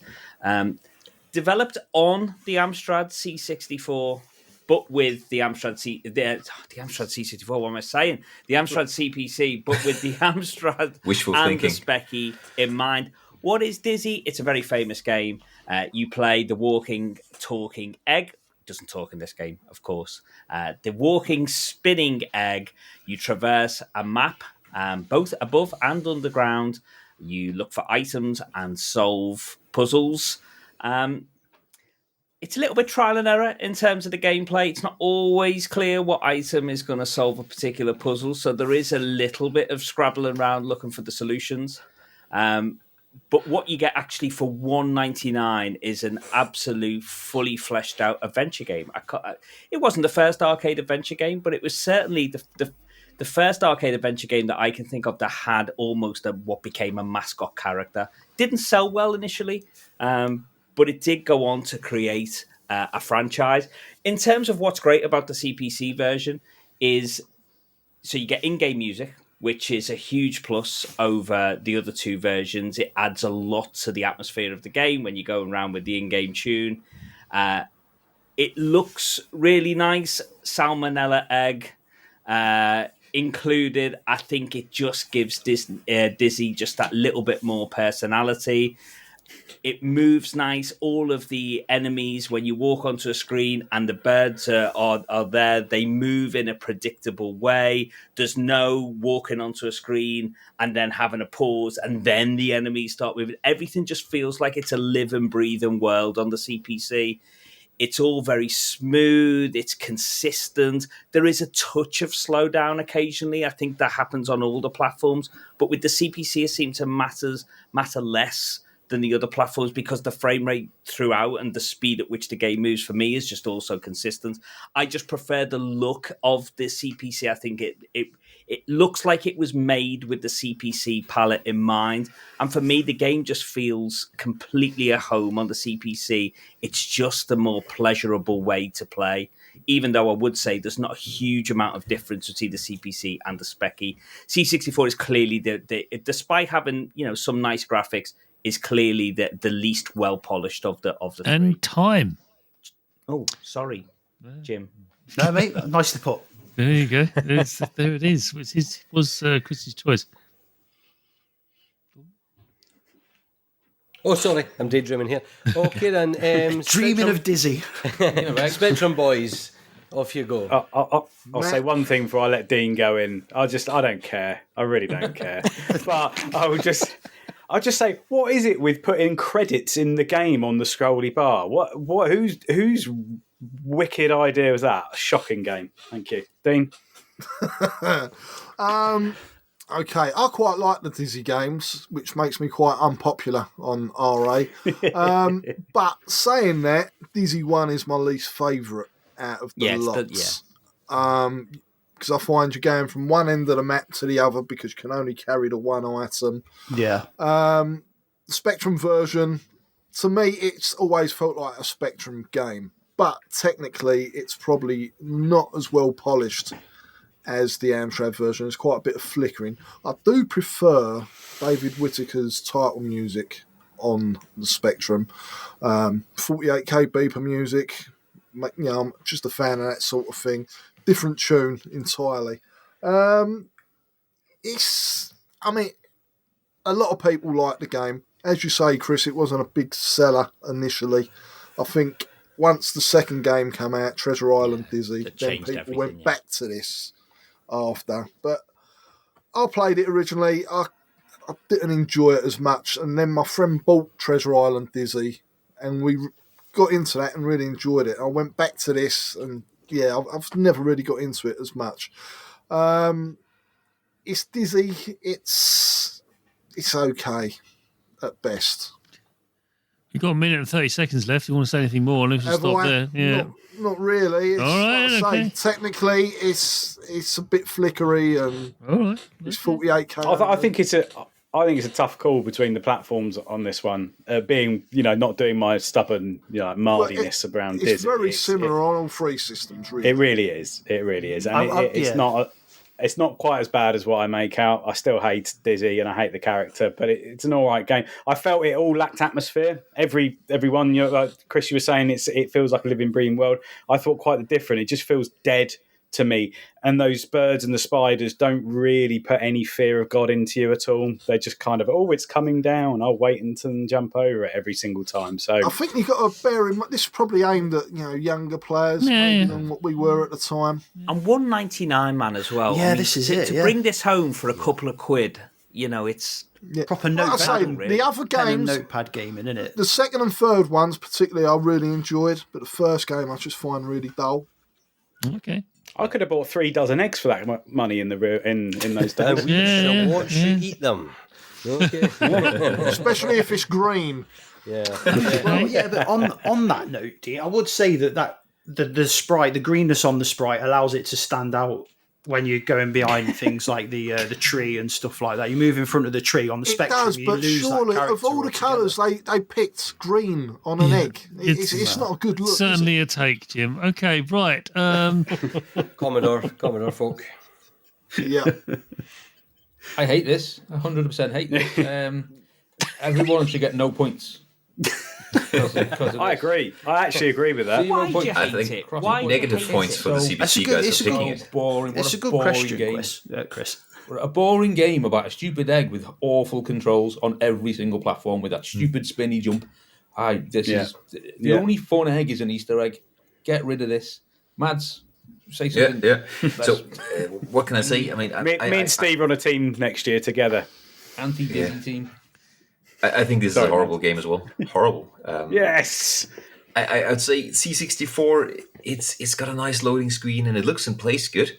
It's got a border that's actually. I mean, the border is a tree trunk and it's actually brown, which tree trunks are supposed to be. Instead of, I think the CPC is this garish red border for instead. So and the Specky looks even worse. So the border is nice on the C64. It's fast moving. It scrolls well. It's controllable.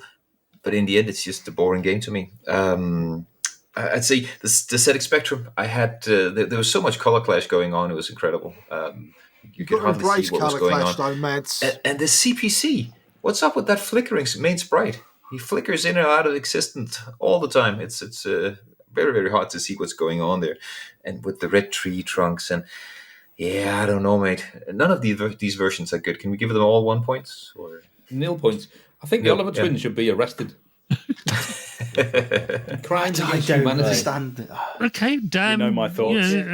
Pretty damning praise there for their own port, but there it is. Okay. I think they should get points for being so damn honest. I'm C64 for the win on this one. Good on you, boys. Well, okay, yeah. So if that's only we've got to say, because you've got a minute left.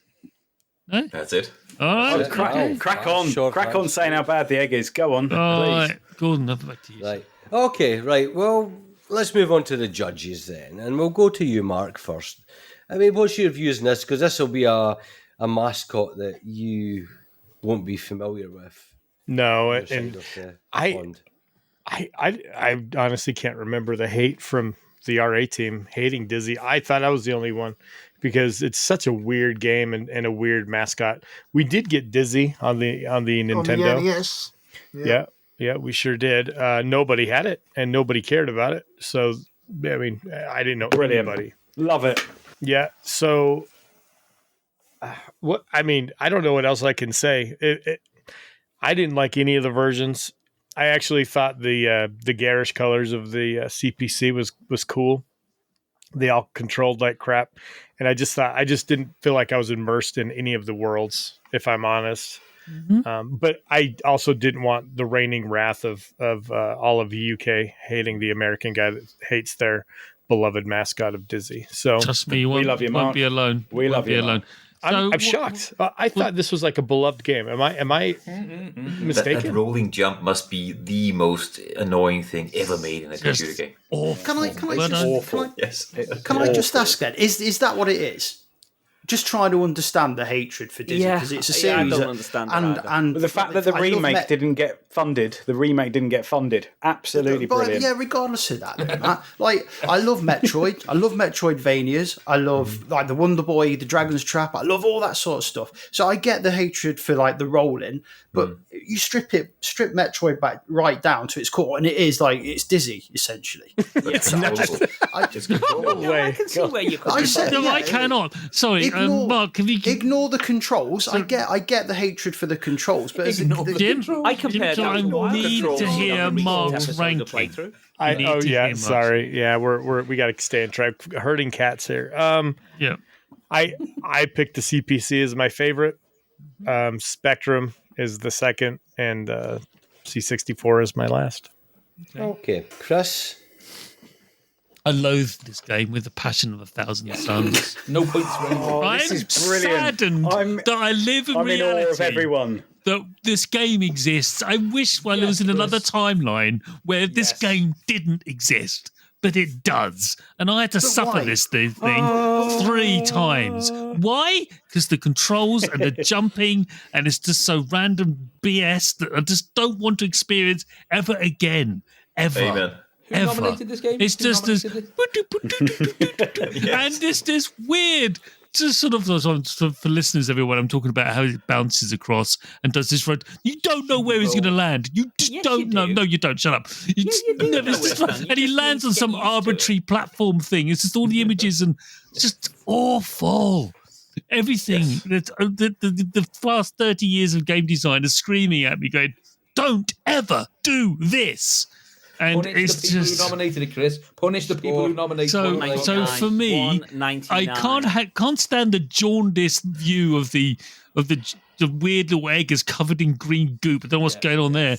So for me, I'm gonna have to. I'm gonna score this maybe based on the loading screen and visuals alone, because the game itself is hot garbage. So I'm gonna say number 1 is C64, because at least they tried with the loading screen and with the borders and everything else, and it controlled more or less the same as everything else, i.e.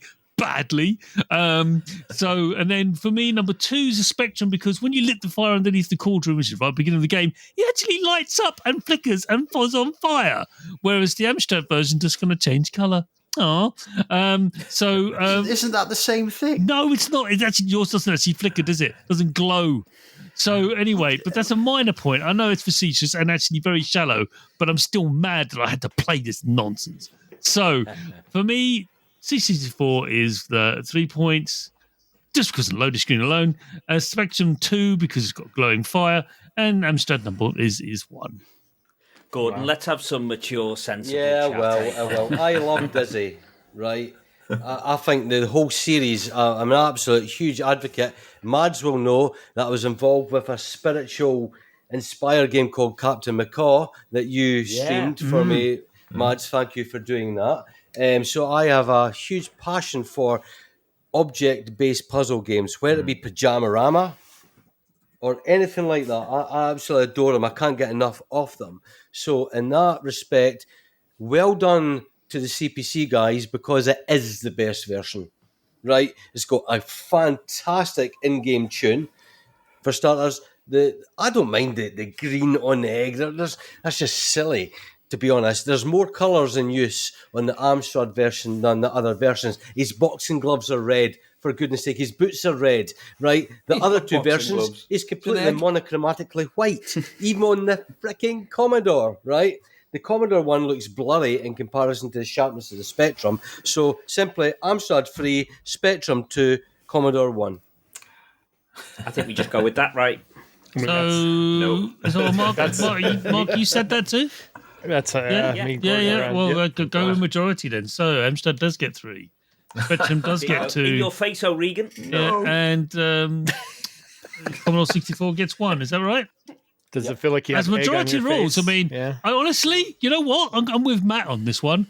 I don't. God, hold on. Can I have a moment? Chris? Can I have a moment, ladies and gentlemen?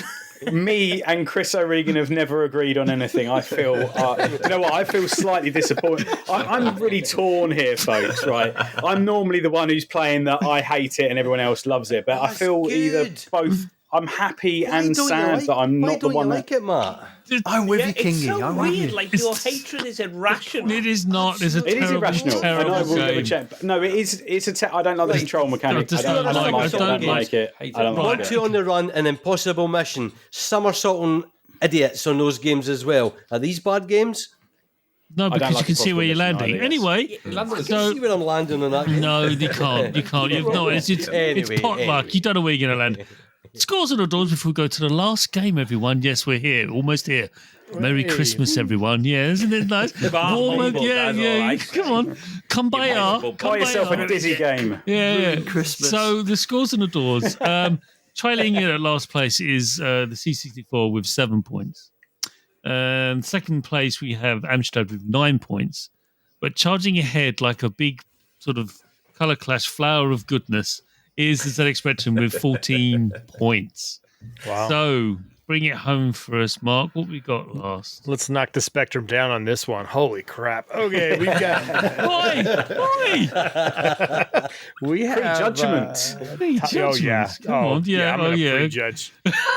This absolute... What? Okay. I feel like go on. Record. Go on. Tomcat, verticals-based shooter, 1989, made by Player Software. I love vertical scrolling shooters. They're my shooter of choice, and this sounds like a Steve pick for the Team C64. No, it's not from you. Yeah, it was. Oh, Yeah, it was. It wasn't. It wasn't. You found it. I would admit the pick. Oh, yeah. I found it for you, but that was your pick. Oh, yeah. All right, so, okay. Yeah. Oh, it's like Mads found it. 172 games. Mads found it. But And so let's we'll have C64 team. Let's go ahead and shout off. Okay, so as you said there, it's basically a vertical scrolling shoot 'em up. I will give you a little brief description from Commodore User Magazine, who give it 77%, which is bad for a 2 quid game. It says, this game in the Sidewinder mode presents a rather large approximation of an F-14 fighter jet tasked with navigating through screens filled with armoured trains and turrets. Additionally, numerous small helicopters will be thrown at the player. At the end of each level, a centipede-like creature awaits the player.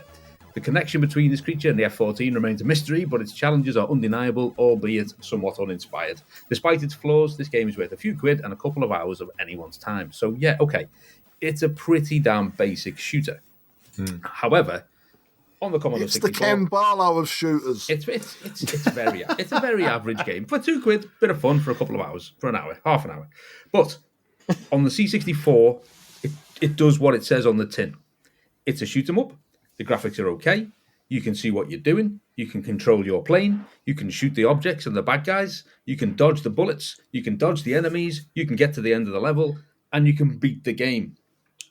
That's all it needs saying about... Oh, sorry, we'll just jump in and say that it's got a great title screen with some cool rotating demo scene type graphics, and it's got some great music by the Maniacs of Noise and Jerome Tell. So, overall, fairly good presentation, especially with the sound, and it's reasonably playable. It's pretty good. On the other 2 versions, so both of these versions, the Specky and the Amstrad, don't use the full screen. The Specky uses 2/3 on the left, and the Amstrad uses the middle with stuff down the sides. Or the other way around, Specky and Amstrad, they both do that. And then the palette on both of them, the palette on the Specky, it's all in one colour. You can't see the bullets. So 2 colours. Oh, yellow and black. Yellow and black, yeah. It's 2 colours. Yellow and off yellow. It's 2 colours, okay. But it's virtually unplayable because you cannot see what's coming at you and bang, you're dead.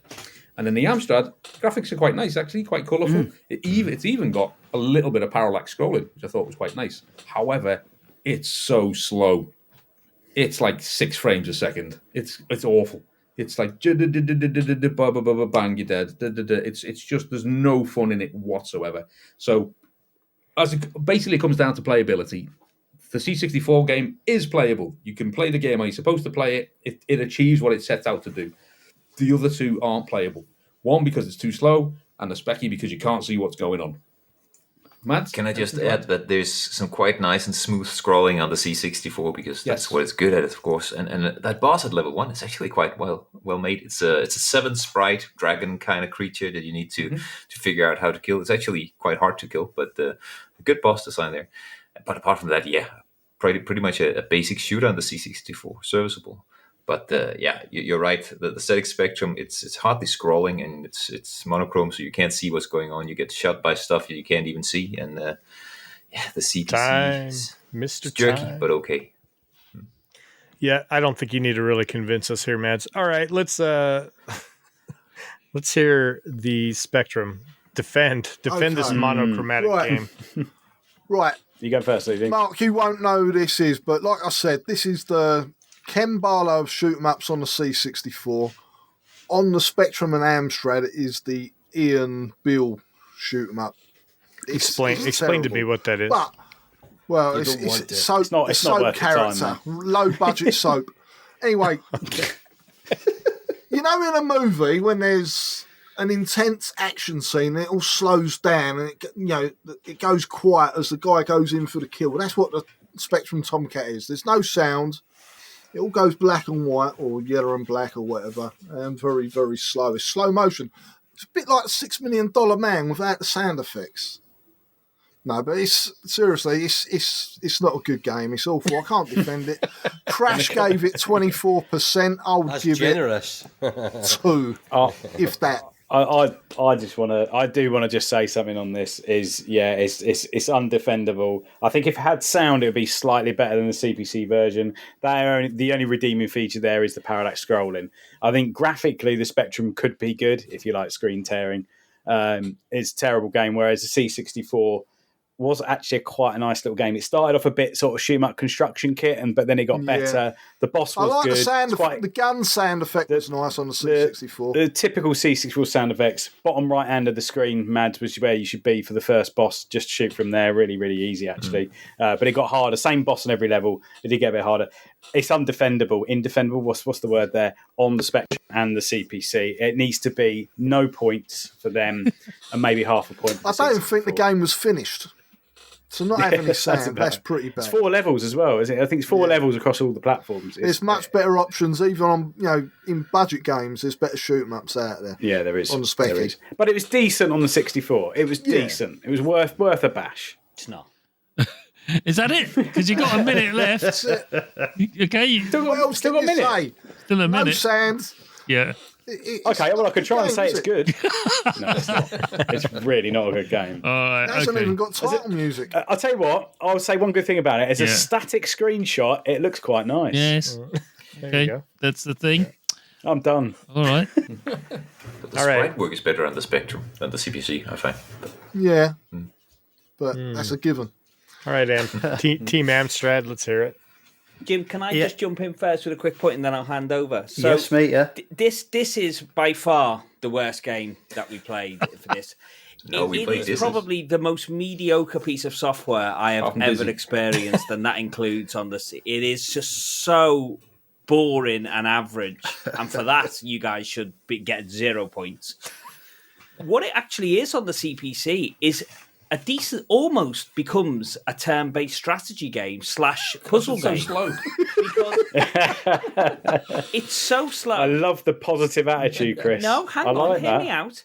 It's so slow that actually any semblance of action disappears, and it becomes almost a case of you have to move before the enemy. It's like bullet time, isn't it? Yeah, it is. Yeah, and like the Matrix.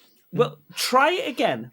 Seriously, it's like a play tower the defense CPC game and treat it like that. And actually, it becomes a lot more interesting than the C64 version, which is just really bland and boring. Nonsense. Treat it as a puzzle game. It actually works, and it's actually quite playable. I'd probably give this about 82%. Oh my! As a puzzle game, I'd love the breakdown. 82? How do you come with that? 82. I'll go into detail off air, but what do you think, Jim? So is this? Sorry, can I just say, is this a precursor to Advance Wars to you? Yes. Oh God, brilliant! I would like to point out at this point. The likes of that's a very. Do you know what? Actually, the graphics are quite similar to. Advance I would like Wars. to point. Almost 16-bit. I would like to point out at this point that this man compared Dizzy to Outer Wilds. I did. Yeah. And with good and reason. Mads loved Outer Wilds. Just disgusting. Well, also, Chris, disgusting. His colleague compared it to Metroid. Oh, and that's true. Yeah, it's all true. What do you think, Jim? Good puzzle. Yeah, I think I'd rather play Dizzy over Outer Wilds. No, I think there's I think there's potential for a decent shooter in here. The main sprite is far too big for the game, but I think there's potential for a decent shooter. I was really impressed with the presentation on the C64. You get that lovely loading screen with Kelly McGuinness, and then you get the spinning Top Cat, don't you, just after that? A Tomcat. But I think it was most playable on the CPC. The Spectrum was unplayable. You can't see the bullets, so it was just unplayable. But I think the different colours made it your quite playable on the decision CPC. becomes more and more obvious. I think this was quite playable at 5 frames a second. Well, it made navigating those bullets with that huge sprite a little bit easier. Okie doke. Yeah, good puzzle game. But yeah, no, I think there's potential for a decent shooter, and I do like some of the presentation. I think there's a potential for a decent shooter. You just need to play a different game.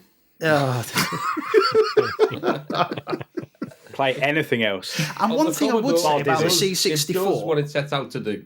I struggled with picking up the power-ups. I struggled with the power-ups on the C64. All right, and there was hang on, Chris. There was really nice. There was a really nice. You can spot the terrain on the Amstrad. So we got the grass, the rocks, the beach.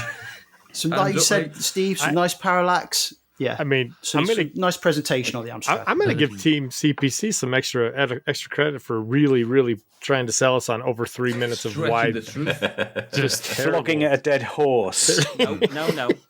It was such a terrible. Off to the clue factory you go. Go on. That's it. Okay, Kingy. Yeah, let's hear what you think. Guys, right?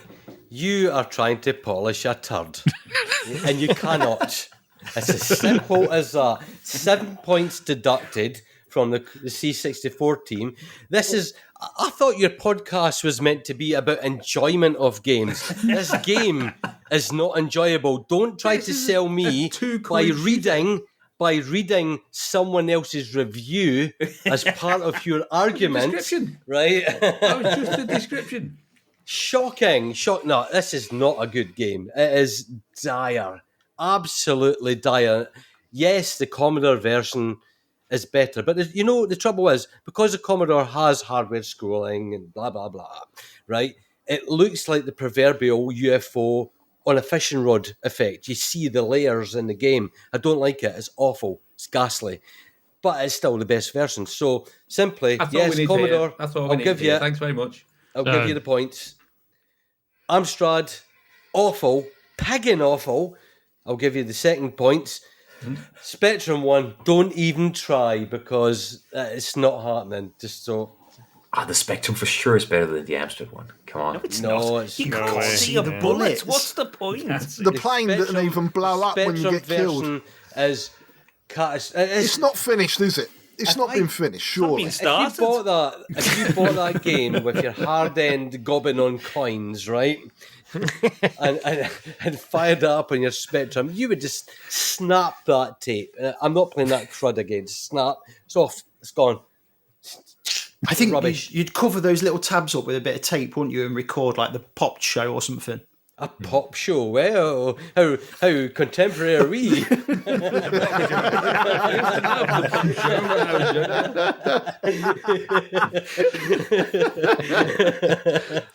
Go you, Dad. Yeah, exactly though, mate. You would record over it with a better game, if anything, or bit of Rick Astley on the go or something. Popular beat combo of some description. Yes. All right, Chris O'Regan. Let's hit. Okay, yeah, this is a very, very bad game. We've all established that. I did like the fact that the Spectrum tried by having some sideways scrolling as well because they had such a tiny screen. That was a nice bit of tech. Go, ooh, lovely. So that apart from that, it's just like Amstrad done the same. I think the Amstrad did the same, but much slower. So I probably didn't spot it. Yeah. It did. It did, yes. Yeah. This is a really bad shmup. I mean, it was published on Players, by the way. And, I did protest when we were setting this up months ago. Please have no Players games. They're all bad. I was going to ask you that question. Is even Joe Blade? I hate Joe Blade. Joe Blade. That's why it was included. At least they had nice title music. Yeah, okay. Well, we'll come on to the honourable mentions later on. So yeah, it's all bad, isn't it? But the least bad of the bunch is the C64 version. Even if all the bullets are the same color, including your own, it's like it's just you can't see. Bad gameplay design, bad. It did look like Super Construction Kit gone mad, and probably done in about 20 minutes. So yeah, mainly bad. So I'm going to concur with the C64 first, Amstrad second, and the Spectrum 1 only because it showed up. Yeah. Mark? Yeah, and I'm going to concur with all of those, but can you... So there was a modern version that we played on the Game Club in a Specky game called WHB, which was a white and black. Why wouldn't they have tried like a white and black monochrome for the Spectrum. Don't you think that would have maybe worked? Yellow was horrendous. It's a common colour for some reason. Flying Shark was the same one. Yeah, but somehow that worked. Yeah. Somehow That was pretty good, worked. though, Flying Shark on the Spec. Yeah, so it can be done, and the scrolling of it is incredible, but that's not what we're here to talk about, because that's a full-price game. Although it did come out in budget, I think. Anyway, it doesn't matter. Just one more thing. Yeah. I'm tired of Commodore people going, it's a great tune, but they only put it in the title tune, and it's not in the game. Yeah. Get in the sea with that. If you're going to have a good tune, have it in the bloody game, not at the title tune. Please. Capable of doing it, so why not? There's no sound effects. In-game music's horrible. No, sound effects. So we have, as a final sort of tally for Tomcat, C64 with 3 points, Amstrad with 2 points, and Spectrum, thanks for showing up, with 1 point. Which means we now have the full 6 sort of selection of games. We've done all the games now, and now heading to the final scores. No spoiler, eh? Here we are. Here we go. Trailing in at third place this year in 2024, 8-Bit Wars Budget Edition, is the Commodore 64 with 10 points. In second place, we have the glowing orange and giant blue key on the 464. I don't know why that was. Giant enter key, it's massive. It's 11 points. But surging ahead, the winner for the first time in the history of the 8-Bit Wars is the ZX Spectrum with 15 points. Well done. Oh, yeah. Well done, boys. Done. Finally. Well, let's have a victory speech, and then we have we've got little bonus section which the other hosts don't know about, but we're going to find about it in a second. But please, Dean, tell us what you make of this victory. Well, I do believe that the late, great Clive Sinclair would be very proud of this moment and what me and Matt have done here. You know, we actually picked decent games. 172 games, folks. Yeah. You know, so the two that we picked were great games. Pretty decent games across the board, really, but the Specky versions were better. I love buying budget games.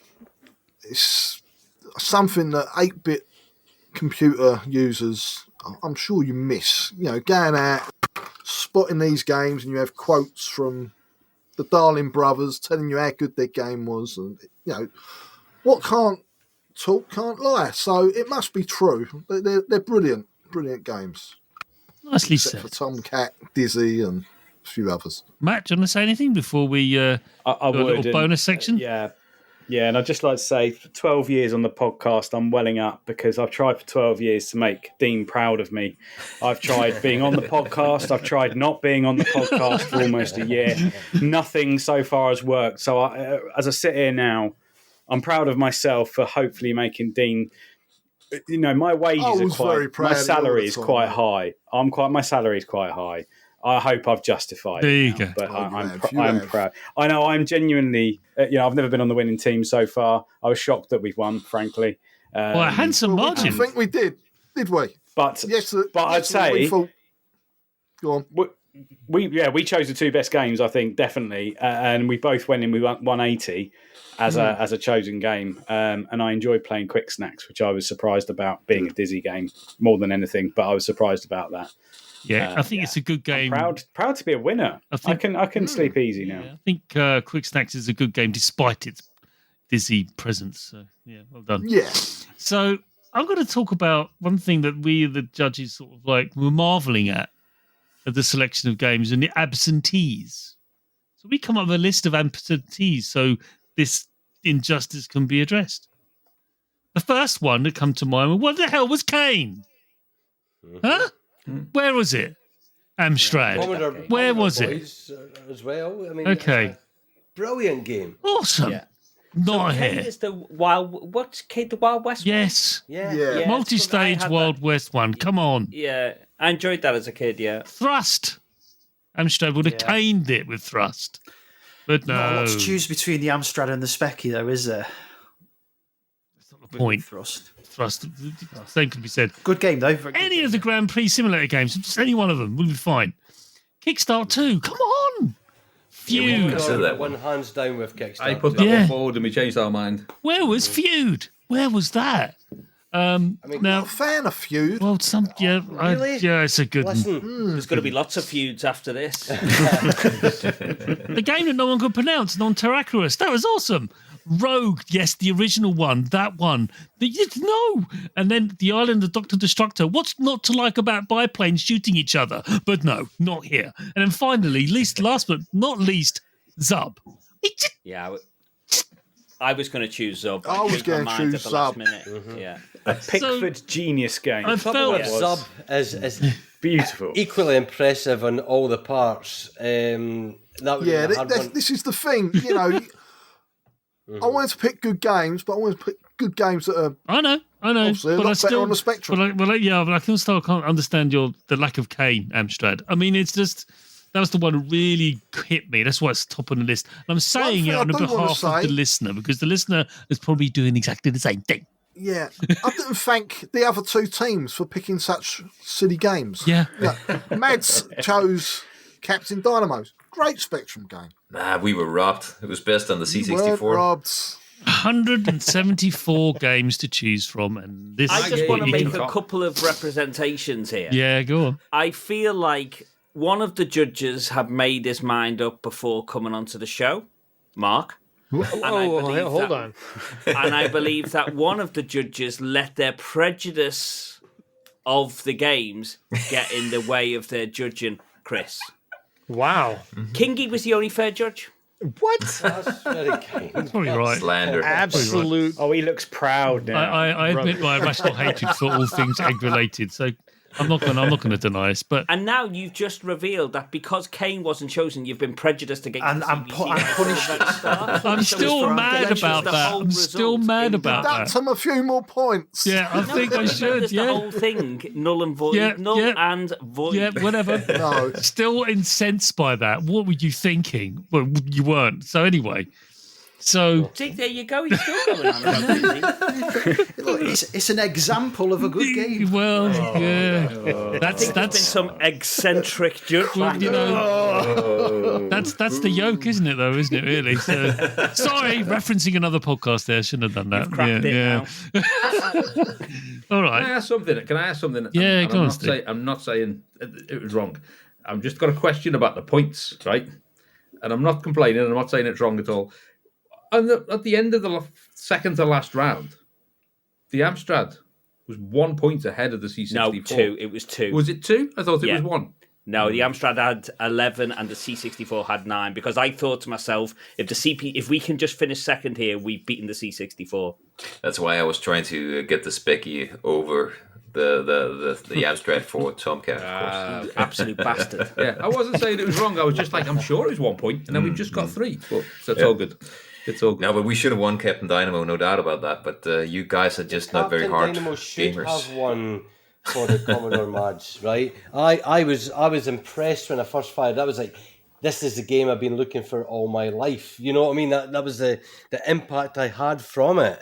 And then all of a sudden, playability-wise, I mean, I got past that section, and then I was too focused then on jumping on those hooks all the time for far too long. A bit better level design, and that would be up there with one of the must-have Commodore games ever. Like I said to you, I mean, I hope you're enjoying the game Love that I suggested to you, because it kind of remembered me of it. Fantastic. You sent me that before, Mads?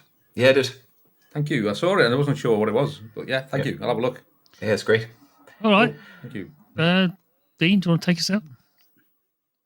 Well, I want to wish everyone a Merry Christmas.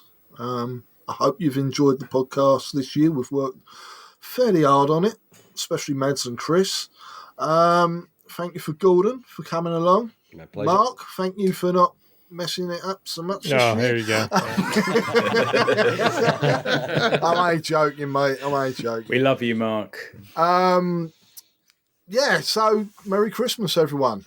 Over to you, boys. Can I just say a huge thank you to Mr. O'Regan, because despite his obvious prejudice, he did work super hard at compiling that list of the games, and I feel like he's been a bit of a driving force behind it this year. So, Chris, thank you very much for all the work that you put in and putting that list together. And Yeah, and and obviously a huge thank you to Kingy for coming on, and I look forward to this every. You know, I literally look forward to this. As soon as we start to get into the summer months, I start to think, we got that coming up. It feels like, as Kingy said right at the start, it feels like it is part of now the Christmas tradition. Yes, and I think it's great. It's been great fun. We've had some fun. We have a laugh.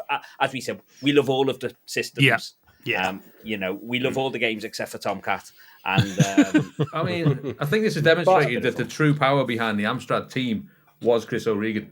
And without Chris O'Regan, I think that's what Chris O'Regan's been trying to prove. I think he's been very unbiased. Very unbiased. When straight away, I was thinking, no, he's not jumping in and going Amstrad. He wasn't. He was fair. The fact that you're saying that suggests you think otherwise.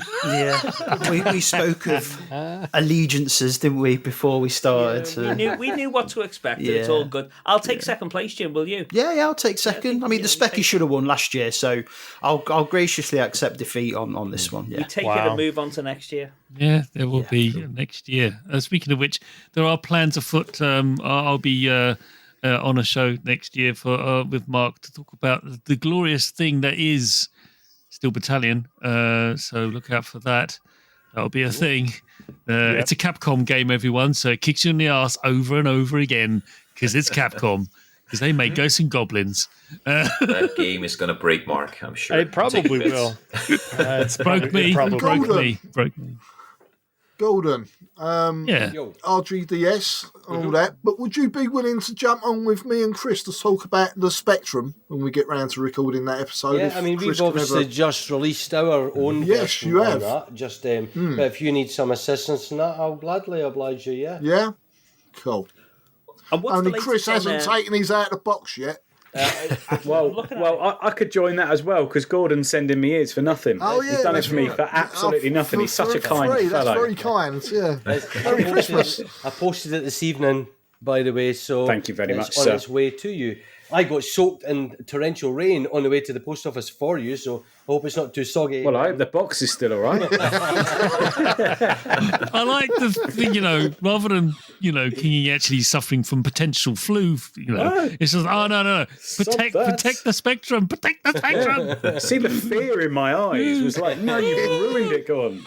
Kingy. I want a £5 refund. Flowers I put inside it that will probably they were desiccated flowers. They'll probably be ruined now for you, mate. So you're a soft Scottish man. Never thought I'd see the day. Kingy, let's just if there's anybody listening to this who doesn't know what RGDS is, give us the quick. I mean, obviously not too dissimilar from yourselves. We're just a group of like-minded, retro lovers that just love doing. We tend to work on themes, whether it be systems or, genres or whatnot. And we just work out of passion for it. We don't do it for credit. We're just a bunch of mates that, meet up and chat about games. And that's kind of the ethos of very similar the to this podcast, parish, isn't it, really? Thank you. In terms of the vibe. Yeah. I'd wholeheartedly recommend it. I'm sure everybody who's listening to this knows all about it and listens as well, but if anybody doesn't, then yeah, it's a top class recommend from me. Thank you. Yep. Cool. Anyone taking us out? Dean, come on, Dean. Wakey, Dean. Sorry, it's starting to rain here. I can hear the rain that's on wonderful. The shed roof. Thank you, Michael Fish. Now that's all right. End the blooming episode. Can we go over to someone for the traffic report? Yeah. Well, like I say, thank you for listening. I hope you've enjoyed the episode and I hope you have a great Christmas. Thank you to Scott Pearson for doing the cover, which I hope he has done because I haven't seen or heard from him since I spoke to him a couple of weeks ago about it. Should be featuring Mr. O'Regan as Santa. Yeah. There you go. Naked. We'll see how that turns out. Are we going to be in his stocking? Yeah. Running the stocking over his private parts. Probably in his stocking in his drawers. Oh, God. I also want to thank Nat from MrFPGA.co.uk for helping us out over the years with a few bits and pieces. Alex Crowley, Paul Higgins, hellos to you. And any shout outs from you guys? I would like to shout out absolutely nobody. I've shouted out loads of people the last few episodes, and none of them have replied to me. None of them have shouted me out. So you can all happy Christmas. Just not on, is it, Steve? No shout outs. No, that's it. Well, I'll try it then. I want to shout out my brothers, my nephew who should be listening, a chap at work called Martyn, my good old friend Cian. Let's see if they respond to me and say, it's a brilliant show, mate. I doubt it, just like you, Steve. We got so many fans, Steve. It's just, I hope you've got more in your band, mate. I've got plenty in that. Shout out to my fans of my band. I've got one. Shout out to both of them. I've got one. I really want to celebrate the Discord community that RA have developed. It's incredible. Very open-minded, sort of welcoming group of people who are willing to talk and help each other out, especially the hardware channel. I love that channel. It's like, I'm trying to do this thing. Yeah, don't do that thing. Do this thing instead. Awesome. It's really, really good. And it's a credit to Retro Asylum that has such a remarkable group of people on the Discord. They are, good people. So, well done, everyone. I could name them all, but it's a lot of them. You know what I'm saying, and what I'm talking about. And it's a lovely distraction from my commute to work. So thank you. Yep. Nice. You type it on Discord as you drive to work. I don't drive to work. I live in London. Why do I'll let you off. I live in London. Don't be silly. It's a gross thing to say. Right, Dean, can I just say a quick shout out? Can I just say a quick shout out to Andy Gilmore over on Playthrough, and also Sean Holly as well over on the 10pence Arcade. I hope he's feeling a bit better now as well. He's been under the weather a bit, hasn't he, recently? So, yeah, that's me. Good. Cool. Good. Right. That all? No, I want to do something as well now. A belated shout out. Go on. But I'm not sure what to shout out. Carry on. I'm just gonna. It's like the Waltons. Nope. Shout out to one of our Discord members, King Kong Gruber or Riz, because he just released a Christmas-themed Pico 8 game, so that you guys should check out. It's on rizwin.itch.io, so go check it out. You can find he posted about it in our Discord, and it's a spiritual sequel to Frosty the Snowman for the Commodore 64, the platform that should have been winning this time, but. Yeah. Maybe next year, Mads. Maybe next year, yeah. But we'll try and put a link in for that game on the show notes. Yes, it's called Frosty's Snowed Under. Cool. Okay. Right, well, like I say, Merry Christmas, everyone. Take care, and we'll see you on the next one. All the Merry best. Christmas. Merry Christmas, Bye. everyone. Merry Christmas. Bye. From now on, unlike your parents were, you are the secret force of Retro Asylum. Playing so fast, they're the only ones who can take you back in time. They play old games, they're more retro than J1 Optimus Prime. At home or the arcade for adventures in a fantasy zone. Pretty soon they'll be off on a mission. Come and hear them go. Retro Asylum. What's behind this podcast show?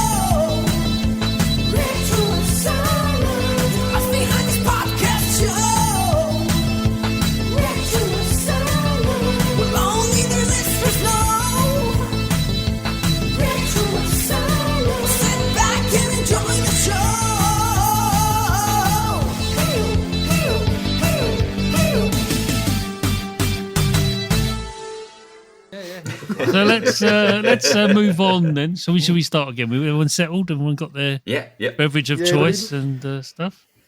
Oh, okay. We're circling back now to me now. So I'm going to count it in to help with the edit, Vinny.